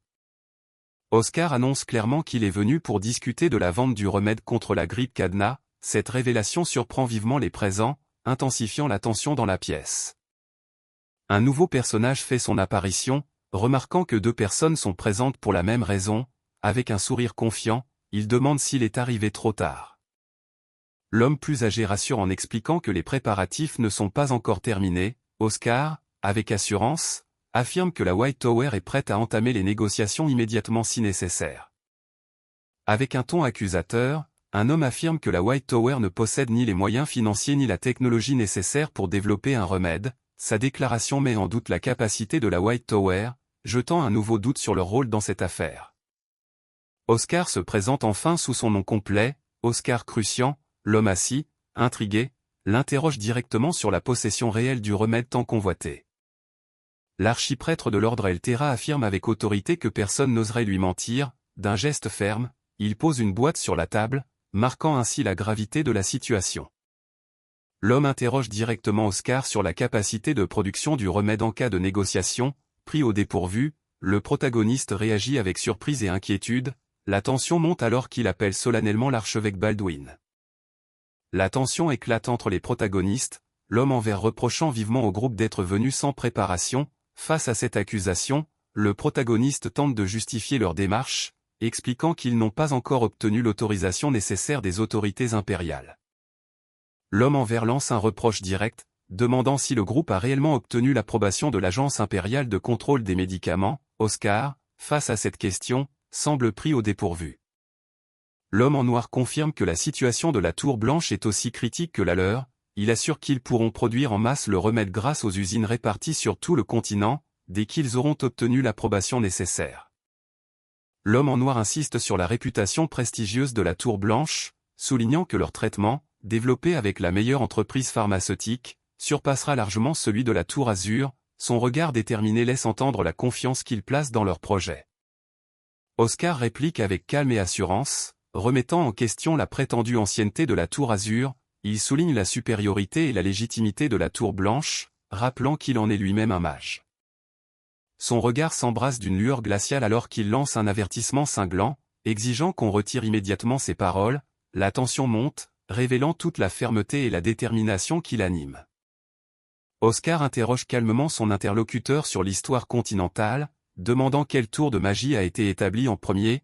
Il minimise ensuite l'importance de la différence de 5 ans, soulignant l'absurdité de s'attarder sur un détail aussi mineur. Oscar contemple la tour Azur avec un regard grave, affirmant que l'écart entre leur tour et la tour Blanche est un fossé que les maîtres de la tour Azur ne pourront jamais combler, même en 1000, voire 10 000 ans. Oscar rappelle avec force que l'histoire se construit sur des faits indéniables. Il souligne que la tour Blanche détenait encore, il y a 20 ans, un monopole incontesté sur le marché des potions, un pouvoir que personne ne peut ignorer. Son interlocuteur réagit avec dédain, balayant l'importance du passé en affirmant que personne ne s'en souvient plus. Il semble vouloir minimiser les arguments du protagoniste. Oscar, tourné vers un passé que d'autres veulent oublier, s'interroge avec amertume, un passé que personne ne se souvient vraiment. Son regard lourd de sens souligne la gravité de cette négation. Oscar se retourne lentement, confrontant ses interlocuteurs avec une réplique calme mais chargée de sous-entendus. Une atmosphère lourde et mystérieuse s'installe, éveillant une sensation étrange chez l'un des personnages présents. Celui-ci réalise que l'aura dégagée dépasse largement ce qu'un simple niveau 2 pourrait produire, laissant planer un doute sur la véritable puissance cachée derrière ces mots. Oscar, imperturbable, annonce qu'il devra leur rappeler ce passé qu'ils veulent ignorer. Cette déclaration surprend visiblement son interlocuteur, qui réagit avec un mélange d'incrédulité et d'appréhension. Un messager entre précipitamment, tenant un téléphone ancien, et annonce avec urgence un appel important pour l'archevêque. La tension monte d'un cran alors que l'interruption inattendue surprend l'assemblée. Un messager, visiblement tendu, annonce que l'appel provient du seigneur de Vince. Cette révélation fait immédiatement monter la tension dans la pièce, laissant présager un tournant important. Au téléphone, une voix exprime une gratitude profonde envers Elsia, évoquant une « bonté incommensurable ». L'archevêque, surpris, répète ce mot avec incrédulité, cherchant à comprendre cette étrange reconnaissance. Au téléphone, une voix remercie chaleureusement Elsia pour avoir envoyé le remède contre la grippe cadenas. L'archevêque, surpris, écoute attentivement cette reconnaissance inattendue. Au téléphone, une voix révèle que l'ancien de la Tour Blanche a confirmé que le remède a été préparé en secret avec eux, et exprime sa profonde gratitude. Elle raconte que tous les patients vaccinés ont été guéris en quelques heures, qualifiant cela de miracle. Cette guérison rapide est perçue comme une bénédiction divine, ce qui surprend visiblement l'archevêque. L'archevêque, soulagé, demande s'il y a des effets secondaires au remède. La réponse est claire, pour l'instant, aucun effet indésirable n'a été constaté, c'est même jugé incroyable. L'interlocuteur en profite pour demander quand la deuxième production sera prête. L'homme explique que la décision finale revient à l'archevêque, il conclut en précisant que c'est exactement ce qu'il a dit, sans vouloir le presser. L'homme assure que la deuxième production du remède sera envoyée dès qu'elle sera prête, ce qui ne devrait pas prendre trop de temps. L'archevêque, soulagé, le remercie chaleureusement. L'archevêque interpelle Oscar Crucian, lui demandant s'il est responsable de la situation. Oscar confirme avec un léger sourire que tout s'est bien déroulé. Un homme s'emporte vivement, frappant la table avec force pour attirer l'attention de l'archevêque. Il dénonce une violation des lois de la FDA et réclame une punition immédiate. L'urgence et la gravité de la situation sont palpables dans sa voix. Oscar réplique avec assurance, remettant en question la connaissance des lois de son interlocuteur. Il l'interroge sur sa compréhension des lois en temps de guerre, suggérant une complexité que l'autre ignore. Oscar réfléchit intérieurement à la longue période de paix qui a duré 20 ans, se demandant comment on a pu l'oublier.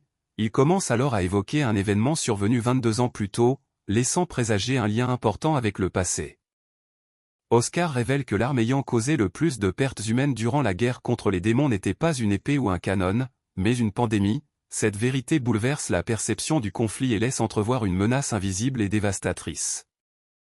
Malgré la rapidité des mages à produire des traitements, l'approbation administrative a pris trop de temps, causant la mort de nombreux patients avant même que les soins ne soient validés. Face à cette lenteur, Sa Majesté a modifié un article de loi pour accélérer les procédures en temps de crise.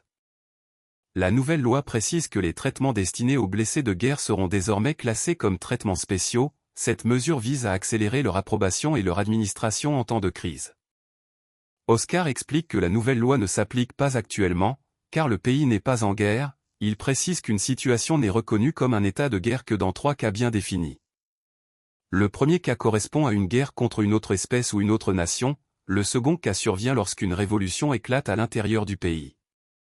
Le troisième cas correspond à une catastrophe de classe B ou plus. Cette révélation surprend visiblement notre héros, qui prend conscience de l'ampleur de la situation. La grippe cadenas est classée comme une catastrophe naturelle de classe B, c'est pourquoi il n'est pas nécessaire de respecter les lois de la FDA dans ce cas précis. Un homme déterminé insiste pour envoyer immédiatement un traitement à la propriété Vince, convaincu que s'ils ont réussi à le faire à la Tour Blanche, ils peuvent le faire aussi, mais une autre voix lui fait remarquer qu'il ne comprend pas vraiment la gravité de la situation. Un homme plus âgé réagit avec surprise et demande des explications. Il lui est rappelé que la course était déjà perdue dès que les traitements de la Tour Blanche sont arrivés chez Vince. Il est révélé que le seigneur de Vince croit que notre héros collabore avec la Tour Blanche. Cette situation met notre protagoniste dans une position délicate, car il ne peut pas avouer que c'est en réalité la Tour Azur qui est impliquée. Notre héros, visiblement tendu, tente d'apaiser la situation en proposant de baisser le prix, mais sa proposition est immédiatement rejetée avec colère, montrant à quel point les tensions sont vives. L'homme réagit avec colère et incrédulité face à la proposition de notre héros, refusant catégoriquement que son image soit achetée avec de l'argent. Son poing frappe violemment la table, exprimant toute la tension et le mépris qu'il ressent. L'homme explose de colère, criant qu'il ne veut plus rien entendre et ordonnant au protagoniste de partir immédiatement. La tension atteint son paroxysme, laissant notre héros sous le choc et sans voix.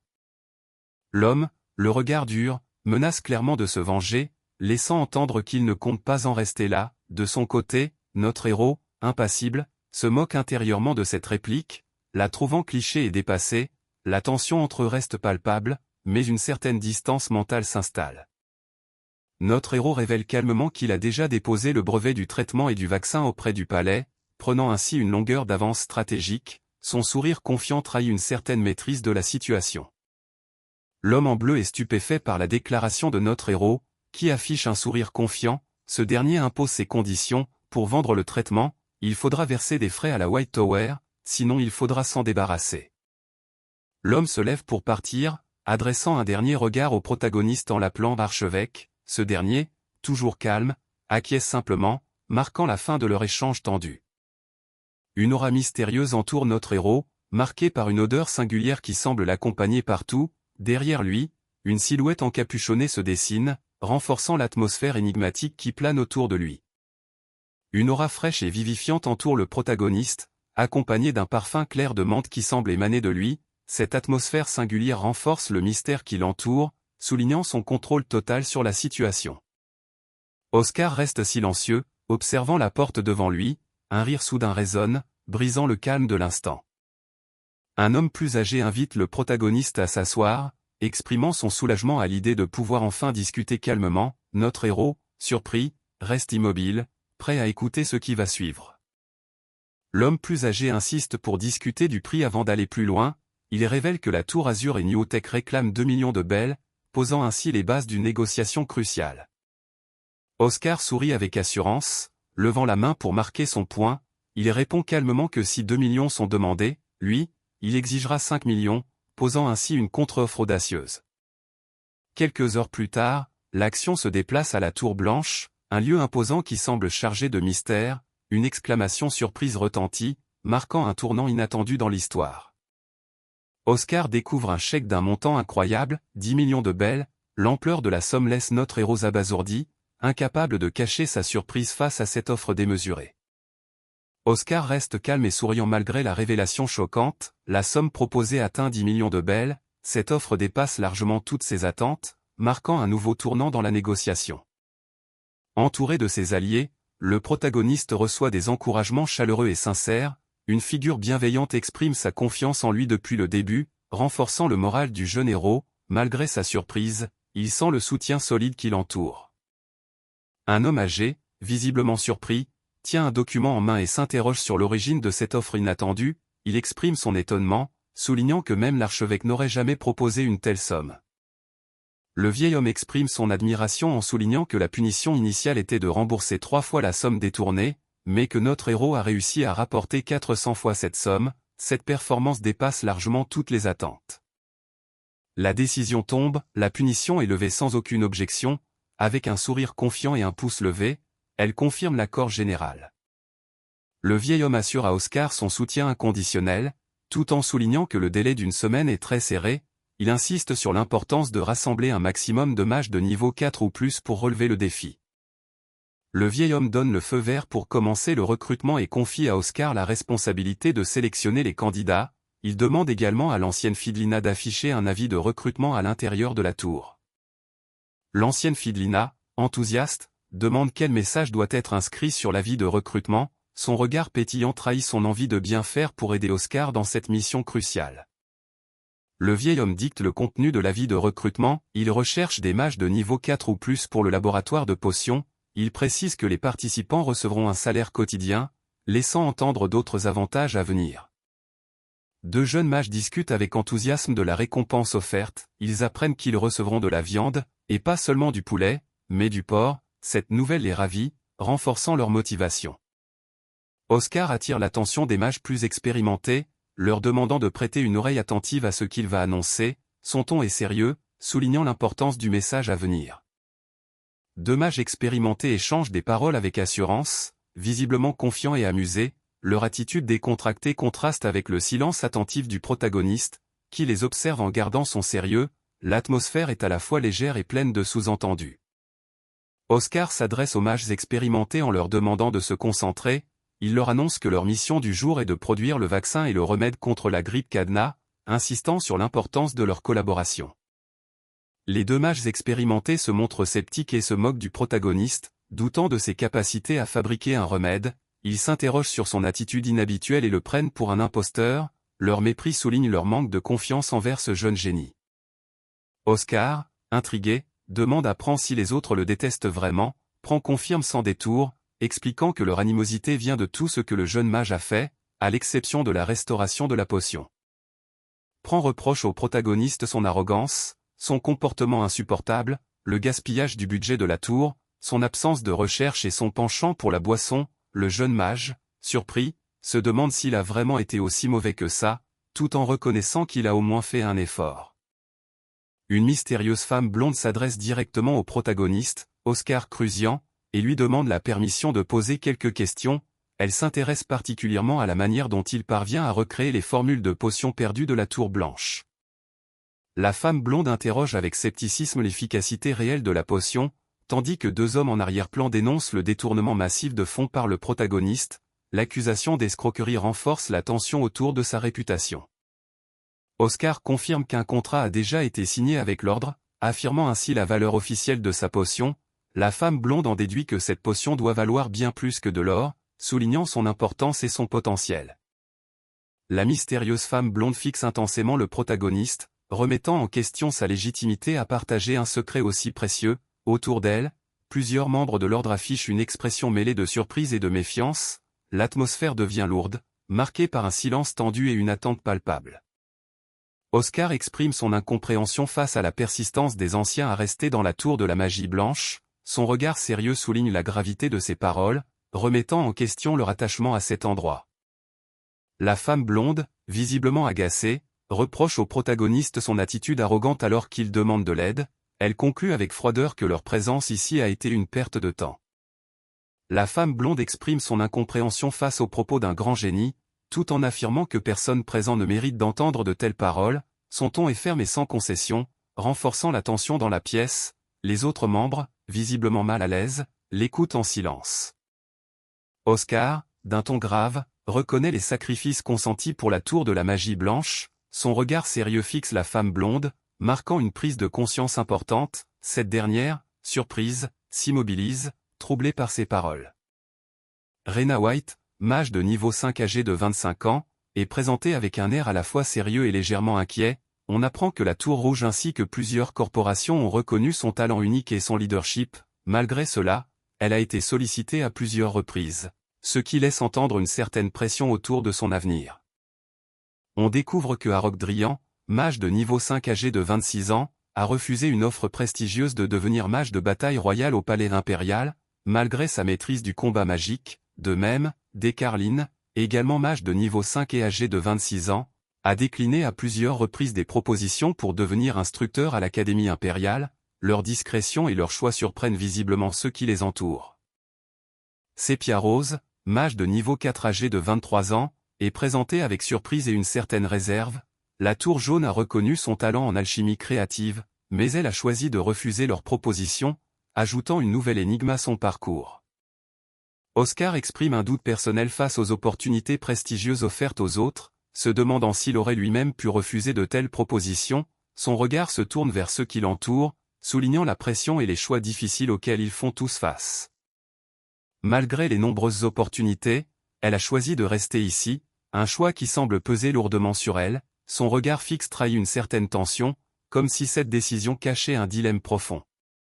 Oscar comprend que ceux qui l'entourent ont dû feindre de ne pas avoir le choix, afin de ne pas lui imposer un fardeau supplémentaire. Cette révélation ajoute une nouvelle couche de complexité à leur relation et aux sacrifices invisibles qu'ils font. Oscar observe la situation avec gravité, conscient que la tour de la magie blanche traverse une période exceptionnellement difficile. Cette métaphore hivernale souligne l'ampleur des épreuves qui les attendent. Son regard reflète une inquiétude profonde face à ces temps troublés. Malgré la possibilité de partir vers un endroit plus clément, elle a choisi de rester dans ce froid glacial. Ce choix renforce la gravité de la situation et souligne son engagement profond. Oscar ferme les yeux, méditant profondément sur la confiance. Il se demande avec sincérité à qui il pourrait se fier s'il ne peut pas faire confiance à certaines personnes proches. Oscar essuie ses larmes avec indifférence, qualifiant son émotion de « larmes de crocodile ». Son compagnon, visiblement sceptique, lui rappelle qu'il ne peut rien faire s'il n'y met pas du sien. Un des compagnons, visiblement agacé, demande s'il est vraiment la cible de la remarque. Oscar, concentré sur sa tâche, lui répond avec pragmatisme qu'ils n'ont pas de temps à perdre s'ils ne sont que tous les deux. Le groupe se prépare à commencer leur tâche, discutant de l'équipement à utiliser en priorité. Une jeune femme enthousiaste propose de commencer avec des lunettes spéciales, tandis qu'un autre insiste sur l'importance de ne pas travailler seul. L'ambiance est dynamique, chacun se motivant à agir rapidement et efficacement. Un des compagnons, surpris, s'étonne qu'Oscar parvienne enfin à convaincre les autres avec ses paroles. ce dernier, souriant, avoue qu'il ne serait pas contre que ce soit un rêve. Oscar, visiblement surpris, réalise que la menace est moins redoutable que prévu, il exprime son soulagement en se moquant légèrement de la situation, se demandant si c'est vraiment un rat qu'ils doivent affronter. Le groupe éclate de joie, célébrant leur succès avec enthousiasme et soulagement, chacun lève les bras en signe de victoire, partageant un moment de camaraderie intense, l'atmosphère est festive, marquée par une énergie collective retrouvée. Une semaine plus tard, le protagoniste se promène dans un jardin luxuriant, tenant un rouleau de papier sous le bras, l'atmosphère est calme, mais son expression trahit une certaine surprise ou interrogation. Oscar remarque le retour d'une personne importante, probablement amenée par le maître de la sous-tour, il se prépare mentalement à lui adresser la parole lorsqu'ils se croiseront. Le territoire de Vince annonce la fin de la pandémie de la grippe cadenas, seulement 2 jours après la distribution du remède, un signal de renouveau est lancé par la Tour Blanche, provoquant de vastes répercussions dans le marché des potions. Oscar Crusian est nommé pour le prix de la paix de cette année, tandis que le soutien populaire envers l'archevêque Baldwin, salué pour sa sagesse divine, ne cesse de grandir. Oscar lit calmement un journal, convaincu que tout se déroule comme prévu, soudain, une voix familière l'appelle avec insistance, attirant son attention.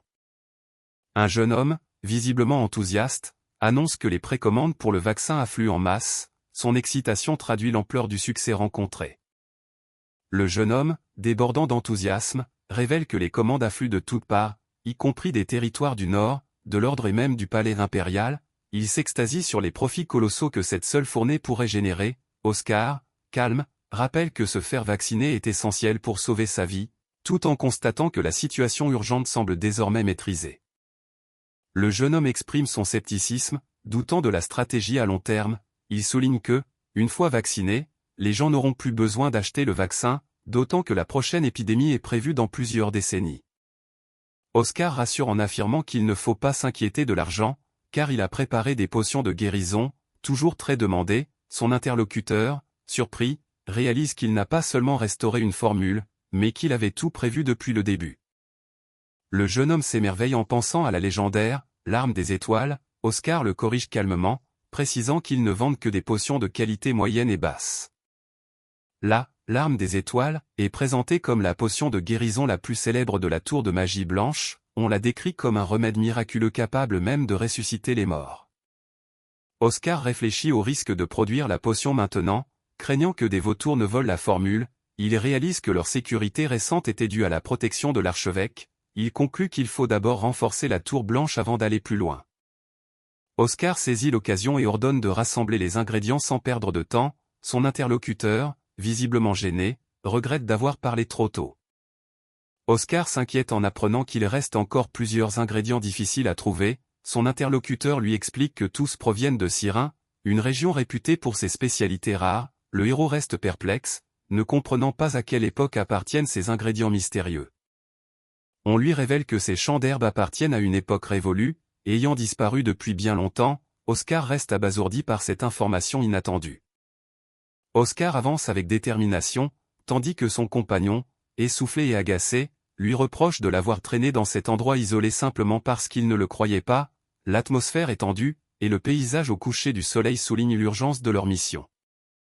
Oscar apprend qu'ils ont dû gravir tout ce chemin à pied, car même les carrosses ne peuvent pas s'aventurer plus loin, leur progression est freinée par la difficulté du terrain, les obligeant à continuer à pied. Oscar encourage son compagnon à tenir bon, affirmant qu'ils ont déjà parcouru environ 16 km et qu'ils approchent de leur destination. Ce dernier, surpris, lui reproche d'utiliser encore une unité de mesure obsolète, abandonnée depuis 18 ans. Le paysage paisible au coucher du soleil contraste avec la tension entre les deux. Oscar s'étonne vivement que les miles ne soient plus utilisés, surpris par ce changement, son compagnon, un peu exaspéré, se demande ce qui lui prend aujourd'hui et lui rappelle que depuis la guerre, tout est passé au système métrique, y compris les unités de poids. Il pense que son ami a dû trop lire d'anciens textes en fabriquant des potions. Oscar est stupéfait d'apprendre que même le système de la livre a disparu, il reconnaît que les calculs en livres étaient compliqués, mais ne s'attendait pas à un tel changement. Oscar regrette avec nostalgie les conversions laborieuses entre miles et livres, qu'il considérait comme un défi amusant, il fait ses adieux à ses anciennes unités, tandis que son compagnon, plus pragmatique, annonce qu'ils aperçoivent enfin une cabane devant eux. Oscar et son compagnon s'approchent de la cabane, espérant trouver quelqu'un à l'intérieur. Avec prudence, ils appellent, cherchant une réponse, le calme environnant contraste avec leur attente. Un vieil homme apparaît à la porte entr'ouverte, surpris de voir le protagoniste et son compagnon arriver à pied jusqu'ici, il exprime son étonnement face à leur long trajet. Oscar explique que la calèche ne pouvait les emmener que jusqu'au début du sentier, son compagnon, intrigué, demande ce que c'est que ce bruit soudain. Un homme au sourire confiant, vêtu d'un costume blanc et portant des lunettes de soleil, lance avec assurance une proposition audacieuse, vendre cette terre dès aujourd'hui, son attitude dégage un mélange de charme et de détermination. Un homme élégant, vêtu d'un costume blanc et portant des lunettes de soleil, interpelle brusquement quelqu'un en l'appelant un vieux, avec un sourire confiant, il propose de racheter un terrain, cherchant clairement à conclure une affaire. L'homme en blanc insiste pour que le vieil homme abandonne son entêtement, proposant une somme 10 fois supérieure à celle des autres acheteurs, ce dernier refuse catégoriquement, affirmant qu'aucune offre, même la plus extravagante, ne le fera céder. Deux jeunes observateurs, intrigués, tentent de comprendre la situation, mais restent perplexes. L'homme en blanc, Dvor Powell, affiche un sourire narquois en s'adressant au vieil homme avec condescendance, il le provoque, insinuant que ses refus répétés ne sont qu'une plaisanterie et que personne ne s'inquiéterait de sa disparition. Son ton est à la fois provocateur et méprisant, cherchant à déstabiliser son adversaire. Ivan, le cueilleur d'herbes, répond avec fermeté et défi, refusant de révéler ses intentions, son regard déterminé montre qu'il ne se laissera pas intimider.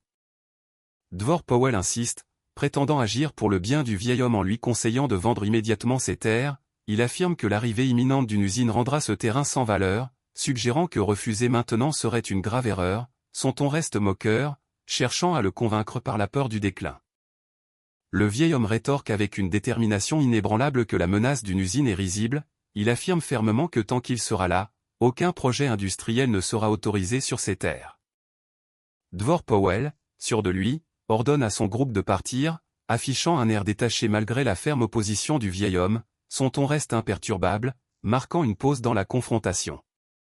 Dvor Powell, avec un sourire narquois, fait mine de s'excuser en expliquant qu'il a écrasé quelques herbes en arrivant, il tend alors de l'argent, prétendant compenser les dégâts causés, dans un geste à la fois moqueur et provocateur.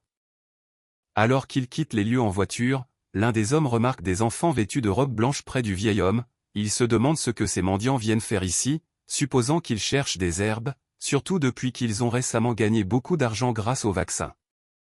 Un personnage remet en question l'importance réelle des gains liés au vaccin, doutant qu'ils aient accompli quelque chose de significatif. En réponse, un autre invite à examiner de plus près les chiffres, affirmant qu'ils sont en réalité assez sérieux. Un geste brusque fait tomber des lunettes de soleil, soulignant la tension du moment. Oscar, visiblement agacé, se fait frapper la tête avec un journal, il exprime son exaspération en demandant pourquoi on ne lui révèle ces informations que maintenant. Oscar s'inquiète à l'idée que le vieil homme fasse appel à la Tour Blanche en renfort, ce qui pourrait entraîner une nouvelle longue période sans vente. Il se rassure cependant en se rappelant qu'il peine déjà à suivre les intérêts de ses prêts actuels, rendant cette hypothèse peu probable. Oscar ordonne d'engager immédiatement les mercenaires qui les ont contactés, son interlocuteur, surpris, demande quel type de mission ils auront, mais la réponse laisse entendre que la nature du travail est évidente. Oscar frappe violemment la tête de son interlocuteur avec un journal, affirmant qu'il faut éliminer cet homme désigné par l'État et faire passer sa disparition pour une simple disparition. Il explique que dès que le propriétaire sera hors jeu, la terre sera mise aux enchères, et ils pourront alors l'acheter. Oscar reste confiant malgré les risques, rappelant qu'il bénéficie aussi d'un soutien solide. Un de ses compagnons s'inquiète de la présence persistante des mages de la Tour Blanche dans le champ d'herbe, craignant que cela complique leur plan. La présence des 4 grandes tours complique sérieusement leur plan, et la menace d'Ivan, cet homme âgé, pèse lourdement sur eux. Malgré tout, le protagoniste minimise les risques, demandant avec assurance ce qui pourrait mal tourner. Oscar affiche un sourire confiant et balaie d'un revers de main la menace des 4 grandes tours, les qualifiant d'histoire ancienne. Il semble sûr que ce détail ne compromettra pas leur plan. Sous un ciel étoilé, notre héros se repose dans l'herbe, appréciant la bienveillance de l'homme âgé cueilleur d'herbes. Ce dernier leur a offert un refuge pour la nuit ainsi que de la nourriture, témoignant d'une générosité inattendue. Alors que le soleil décline, l'homme âgé insiste pour qu'il reste passer la nuit, jugeant trop dangereux de repartir maintenant. Les deux compagnons, Oscar et Pran, s'interroge sur la sécurité de cette décision, l'homme rappelle avec sérieux son devoir envers la Tour Blanche, soulignant l'importance de son engagement. Notre héros s'interroge sur le sens du devoir évoqué par l'homme âgé, tandis que Pran revient sur une rencontre étrange, un inconnu est apparu en voiture alors qu'ils étaient à pied, cette apparition inattendue suscite des questions sur ses intentions. L'homme âgé révèle qu'il y a 3 ans, un individu a commencé à racheter frénétiquement toutes les terres autour, sauf la sienne. Beaucoup de cueilleurs d'herbes ont déjà quitté Sirin, ou ont disparu sans laisser de traces. Il explique que ce mystérieux acheteur veut transformer la région en la plus grande zone industrielle du continent, ce qui choque profondément nos compagnons. Oscar demande à l'homme comment il a réussi à résister à cette pression. Ce dernier répond avec assurance que personne n'ose s'en prendre à lui, car cela lui serait préjudiciable. L'homme âgé affirme avec fierté qu'il est un maître reconnu au niveau national dans la culture des herbes. Son autorité dans ce domaine explique en partie pourquoi personne n'ose s'en prendre à lui. Oscar réalise que l'homme âgé est protégé par la famille impériale, ce qui explique sa résistance face aux pressions. Il s'étonne qu'il ait refusé de vendre ses terres, malgré la fortune qu'il aurait pu en tirer. L'homme confirme que cette protection est la raison pour laquelle il a tenu bon. Oscar, surpris, réalise que la réponse à sa question était évidente. Son expression trahit son étonnement face à cette évidence qu'il n'avait pas perçue. L'homme âgé révèle avec une douceur sincère que c'est par amour pour cette terre qu'il a refusé de la vendre. Cette déclaration éclaire enfin ses motivations profondes, bien au-delà des intérêts matériels. Oscar et son compagnon, allongés dans un champ sous un ciel étoilé, échangent avec légèreté sur la bonté de l'homme âgé. Ils trouvent même touchante sa manière maladroite de s'éclipser, révélant une facette plus humaine et sincère. Pendant ce temps, l'homme âgé s'éloigne précipitamment, encore marqué par sa gêne. Allongé dans l'herbe, le protagoniste et son compagnon admirent la beauté éclatante des étoiles. L'un d'eux avoue ressentir une pointe de jalousie face à leur éclat, intriguant l'autre qui lui demande de quoi exactement. Oscar, allongé dans l'herbe, confie avec un sourire qu'il se demande ce que ça ferait de vivre une vie aussi éclatante que celle des étoiles. Il ajoute avec une pointe d'humour que même un génie comme son compagnon ne pourrait pas vraiment comprendre ce sentiment. Oscar, surpris, reçoit un compliment inattendu de son compagnon. Il répond avec une légère réserve, doutant un peu de la sincérité de ses paroles. Le compagnon regarde le protagoniste avec sérieux, lui assurant qu'il ne prononce jamais de paroles qu'il ne pense pas vraiment. Cette déclaration renforce la sincérité de ses sentiments, malgré les doutes du héros. Le compagnon, pensif, avoue ne pas comprendre pourquoi Oscar jeune considérait le protagoniste comme un enfant difficile. Ce dernier, allongé dans l'herbe, se laisse aller à l'émerveillement devant la beauté des étoiles. Le compagnon se remémore une époque où les étoiles étaient visibles même depuis le centre de Sirin. Il explique que la lumière des lampadaires a aujourd'hui rendu cette vision impossible, transformant cette ancienne gêne en un souvenir presque romantique. Autour d'eux, le ciel étoilé et la pleine lune créent une atmosphère paisible et nostalgique. Le compagnon relativise en rappelant que ces événements datent d'il y a longtemps, soulignant que le jeune Oscar est même plus jeune que lui. Il change ensuite de sujet, s'interrogeant sur la possibilité d'un renouveau de l'industrie des herbes à Sirin. Oscar exprime son optimisme quant à la possibilité d'un renouveau pour l'industrie des herbes à Sirin. Il prévoit de discuter avec l'ancien Ivan dès le lendemain pour obtenir des informations plus précises. Son regard est empli d'espoir sous le ciel étoilé. Un des compagnons remarque la tension inhabituelle du protagoniste et s'inquiète, lui demandant s'il a vu un fantôme. Ce dernier répond calmement que ce n'est pas un fantôme, mais des personnes. Oscar, visiblement tendu, nie ressentir quoi que ce soit. Malgré l'inquiétude de ses compagnons, son regard reste concentré, cherchant à comprendre la source de cette présence mystérieuse. Oscar révèle que même avec une détection de mana efficace, ils ne peuvent pas percevoir ces présences mystérieuses, qui ne sont pas là pour de bonnes intentions. Il appelle alors Pran à se lever, prêt à agir face à cette menace invisible. Un nouvel arrivant surgit avec un sourire provocateur, rappelant au protagoniste qu'il avait refusé son offre de tuer quelqu'un auparavant. Il mentionne que Dvor Powell craignait trop les conséquences pour agir lui-même. Le nouvel arrivant affiche un sourire provocateur et déclare qu'il ne fait que suivre les ordres de celui qui le paie. Il rappelle à l'homme plus âgé qu'ils ont des primes sur leur tête dans le nord, et lui reproche sa passivité face à la situation. Oscar, dominant la scène, ordonne aux 2 hommes de rester vigilants. Ces derniers, surpris, échangent un regard inquiet, conscients de la gravité de la situation. La tension monte alors que l'ombre du héros plane sur eux. Un homme au manteau rouge avance sur un chemin bordé de fleurs, évoquant la présence possible d'un mage. il exprime un certain soulagement en apprenant que cette rumeur vient de la Tour Blanche. Les deux hommes discutent de la rumeur venue de la Tour Blanche, l'un d'eux soulignant que cela aurait été pire si elle venait d'une des autres grandes tours. Le plus jeune exprime son désir de combattre un mage, avide de tester ses compétences face à un véritable adversaire magique. Dans le silence de la nuit, une main gantée s'apprête à déverrouiller une porte. Oscar se demande si le vieil homme est déjà endormi, prêt à agir discrètement. Oscar entre discrètement dans une chambre sombre, un poignard à la main. Il trouve la situation trop facile, presque ennuyeuse, alors qu'il s'approche du lit où quelqu'un semble dormir. Oscar, déçu, réalise qu'il n'y a pas de mage présent comme il l'espérait. Son regard trahit son insatisfaction face à cette absence. Oscar concentre son énergie magique dans son poing, prêt à agir. Il admire la rapidité d'assimilation de son adversaire, impressionné par sa réactivité. L'intensité de la magie qui l'entoure témoigne de la puissance imminente. Oscar, à peine couvert d'un drap, observe calmement son adversaire gisant au sol, mortellement touché. Il reconnaît la technique utilisée, la Wind Bullet, et l'admet avec une certaine admiration. Le sort utilisé, nommé Wind Bullet, est tiré d'un ouvrage intitulé Reinterpreting Basic Magic, écrit par un jeune Oscar. Ce sort d'attaque réinvente le principe d'une arme à feu en exploitant la magie du vent de la White Tower. Oscar constate avec une certaine gravité que l'attaque était plus mortelle que prévu. Il prend rapidement conscience qu'il ne reste plus que 3 adversaires à affronter. Oscar réalise que le nombre d'adversaires restants a diminué. Ne restant plus que 2 ennemis à affronter, il interroge alors ses compagnons sur la situation de Max, cherchant à clarifier la situation. Oscar informe ses compagnons que Max est à l'intérieur, profondément endormi, et leur demande d'aller le récupérer. Il ajoute avec une pointe d'incertitude que ce sommeil pourrait durer un certain temps. Un adversaire méprisant reproche au protagoniste d'avoir baissé sa garde, insistant sur la nécessité de lui révéler l'emplacement du cueilleur d'herbes. Il menace de ne pas pardonner la mort de Max tant qu'il n'obtiendra pas cette information. Oscar admire la maîtrise de son adversaire, qui ne se laisse pas provoquer et évite les combats inutiles avec professionnalisme.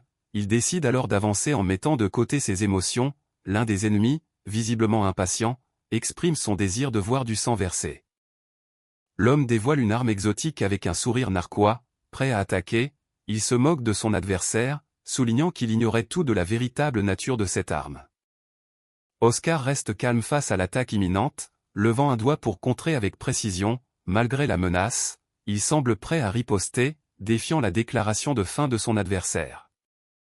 D'un simple geste, le protagoniste libère 2 sphères d'énergie lumineuse. Maîtrisant parfaitement son pouvoir, il répond avec une certaine nonchalance, comme s'il minimisait la situation malgré la tension palpable. Son calme déstabilise son adversaire, prêt à riposter. L'adversaire, stupéfait, réalise que le protagoniste reste impassible malgré l'attaque surprise. Une énergie tourbillonnante entoure notre héros, témoignant de sa maîtrise et de sa puissance intacte.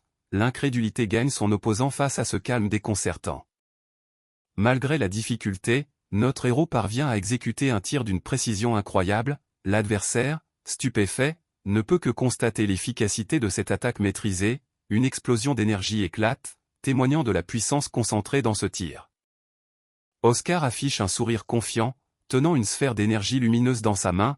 Il minimise la menace en affirmant que ce type d'arme exotique n'a rien de nouveau, montrant ainsi son assurance face à la situation. Oscar, victorieux, choisit de se retirer sans insister davantage. Son adversaire, surpris et déconcerté, peine à comprendre cette décision inattendue. Il se demande s'il est en train de se faire manipuler ou ridiculiser. Oscar, implacable, achève son adversaire d'une balle en pleine tête. D'un ton froid et méprisant, il lâche un simple shame, soulignant le dédain qu'il éprouve pour cet opposant vaincu. Oscar, tenant son arme avec assurance, admet que sa vigilance a été cruciale pour sa survie. Il reconnaît que la moindre erreur aurait pu lui coûter la vie. Son regard reste déterminé, prêt à affronter la suite. Un homme à la barbe blanche questionne le protagoniste sur le lien qu'il avait avec son adversaire, suggérant qu'ils étaient coéquipiers. Ce dernier répond froidement que ce n'était qu'un subordonné et qu'il n'a aucun mal à en trouver un autre. Oscar, avec un regard perçant et une trace de sang au coin de la bouche, méprise ouvertement la logique de son adversaire, la qualifiant de typique des voyous. D'un ton sarcastique, il dénigre également l'objet que l'autre présente, le traitant de simple jouet sans valeur. Oscar charge son arme avec une précision méticuleuse, soulignant que cet objet est bien trop précieux pour être qualifié de simple jouet. Il ajoute avec un ton ironique qu'il coûte une fortune. Oscar révèle que 3 sorts sont intégrés dans cette arme, accélération, amélioration et pénétration. Il semble surpris en manipulant le fusil, conscient de la puissance magique qu'il renferme.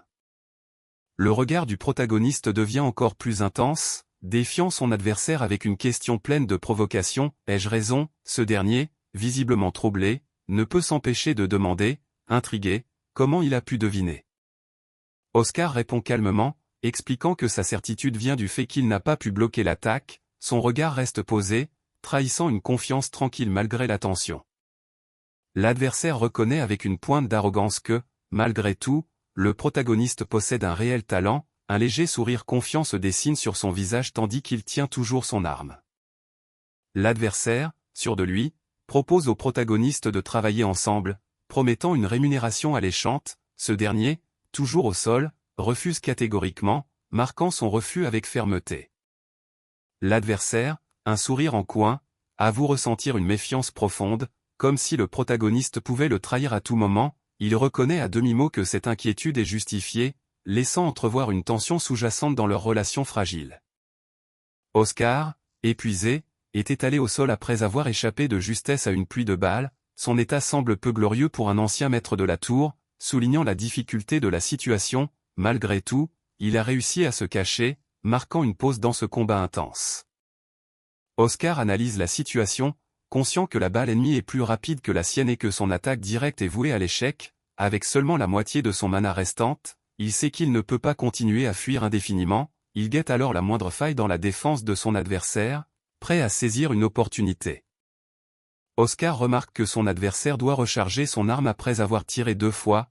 Il sait précisément que ce temps de rechargement dure exactement 24 secondes, offrant une fenêtre d'opportunité cruciale. Oscar sent le temps lui échapper, conscient qu'il ne lui reste qu'une seule balle à affronter. Il sait que pour en finir, il doit agir dans la fenêtre de 24 secondes avant que son adversaire ne recharge son arme. Pendant ce temps, l'ennemi cherche sa proie dans les vastes champs, confiant. L'adversaire, sûr de lui, pivote brusquement en brandissant son arme, prêt à contrer toute attaque. Son regard perçant trahit une confiance inébranlable tandis qu'il cherche la moindre trace de son ennemi. Oscar sent la tension monter, conscient que chaque seconde compte désormais. Oscar saisit sa dernière chance et tire avec rapidité, déterminé à profiter de la fenêtre d'opportunité avant que son adversaire ne recharge. Chaque mouvement est précis, chaque seconde compte dans ce duel intense. Oscar profite de l'instant précis et déclenche son tir avec une détermination implacable. Le coup de feu éclate, projetant une flamme ardente qui fend l'air en direction de son adversaire. Chaque détail de ce geste témoigne de sa volonté farouche de ne pas laisser échapper cette ultime chance. L'adversaire, surpris, refuse de croire que le protagoniste ait pu esquiver la balle uniquement grâce à la magie d'accélération. Il commence à douter et se demande si ce n'était pas vraiment une esquive, cherchant une autre explication à cet exploit. L'adversaire, déconcerté, commence à envisager une nouvelle possibilité. Et si le protagoniste s'était protégé avec un bouclier? Ce doute s'installe, remettant en question sa compréhension du combat. Oscar se tient au-dessus de son adversaire à terre, affichant une certaine assurance. Il commente avec calme que l'arme utilisée plus tôt lui a vraiment causé des difficultés. Oscar observe son arme avec attention, la désignant comme une véritable trinité alliant accélération, renforcement et pénétration. Il reconnaît la puissance et la complexité de cette arme, soulignant son importance dans le combat. Oscar examine son arme avec sérieux, reconnaissant à voix basse la difficulté qu'elle lui a imposée. Il admet que cette arme est redoutable, même pour lui. Son regard trahit un mélange de respect et de concentration. Oscar explique qu'en lançant des sorts de réduction de friction et de renforcement de durabilité sur son bouclier devant, il a rendu sa surface flexible tout en renforçant son intérieur. Comme il l'avait prévu, la balle n'a pas pu pénétrer le bouclier et a glissé le long de celui-ci. Oscar sait qu'il aurait pu être à terre si son bouclier n'avait pas tenu. Il réalise qu'il devra étudier des contre-mesures au sort d'armes modernes une fois de retour à la Tour Blanche. Il sent aussi les limites de son corps encore incomplet, épuisé par le nombre de sorts qu'il a lancés. Oscar se remet rapidement en mouvement, déterminé à évacuer Pran et M, Yvan en toute sécurité. Son esprit reste concentré sur cette priorité, malgré la tension palpable autour de lui. Oscar perçoit pour la première fois la présence de 4 individus, chacun semble prêt à en découdre. armés et déterminés, formant un groupe redoutable face à lui. Oscar supplie silencieusement le temps de tenir encore un peu, deux hommes apparaissent devant lui, interrompant la tension ambiante, l'un d'eux s'adresse à lui d'un ton calme mais assuré. Le jeune homme au regard déterminé ordonne à l'aîné d'avancer en premier, affirmant qu'il est assez fort pour gérer la situation. L'homme plus âgé, visiblement inquiet, s'interroge sur ce qu'il compte faire lui-même. Oscar admet qu'il ne peut pas se battre correctement ici, tout en assurant qu'il les rejoindra bientôt. Malgré la pression, il garde une certaine confiance et un léger sourire. Un nouvel adversaire surgit, moqueur et provocateur, remettant en question la fuite du protagoniste. Il se demande pourquoi personne ne le poursuit, insinuant qu'il pourrait être la véritable cible. L'atmosphère devient encore plus tendue alors que le mystère s'épaissit. Un nouvel adversaire se moque ouvertement du protagoniste, le défiant avec un sourire narquois. Il l'accuse d'avoir envoyé quelqu'un d'autre en éclaireur, espérant ainsi détourner l'attention pour sauver sa propre peau. L'atmosphère devient encore plus lourde, révélant la manipulation et la trahison sous-jacente.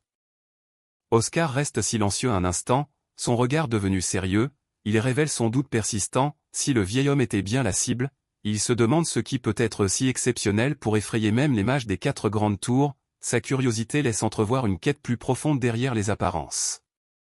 L'adversaire lance une attaque soudaine, bondissant avec détermination pour éliminer le protagoniste en premier. Le combat éclate dans une explosion d'énergie et de mouvements rapides, sous le ciel nocturne.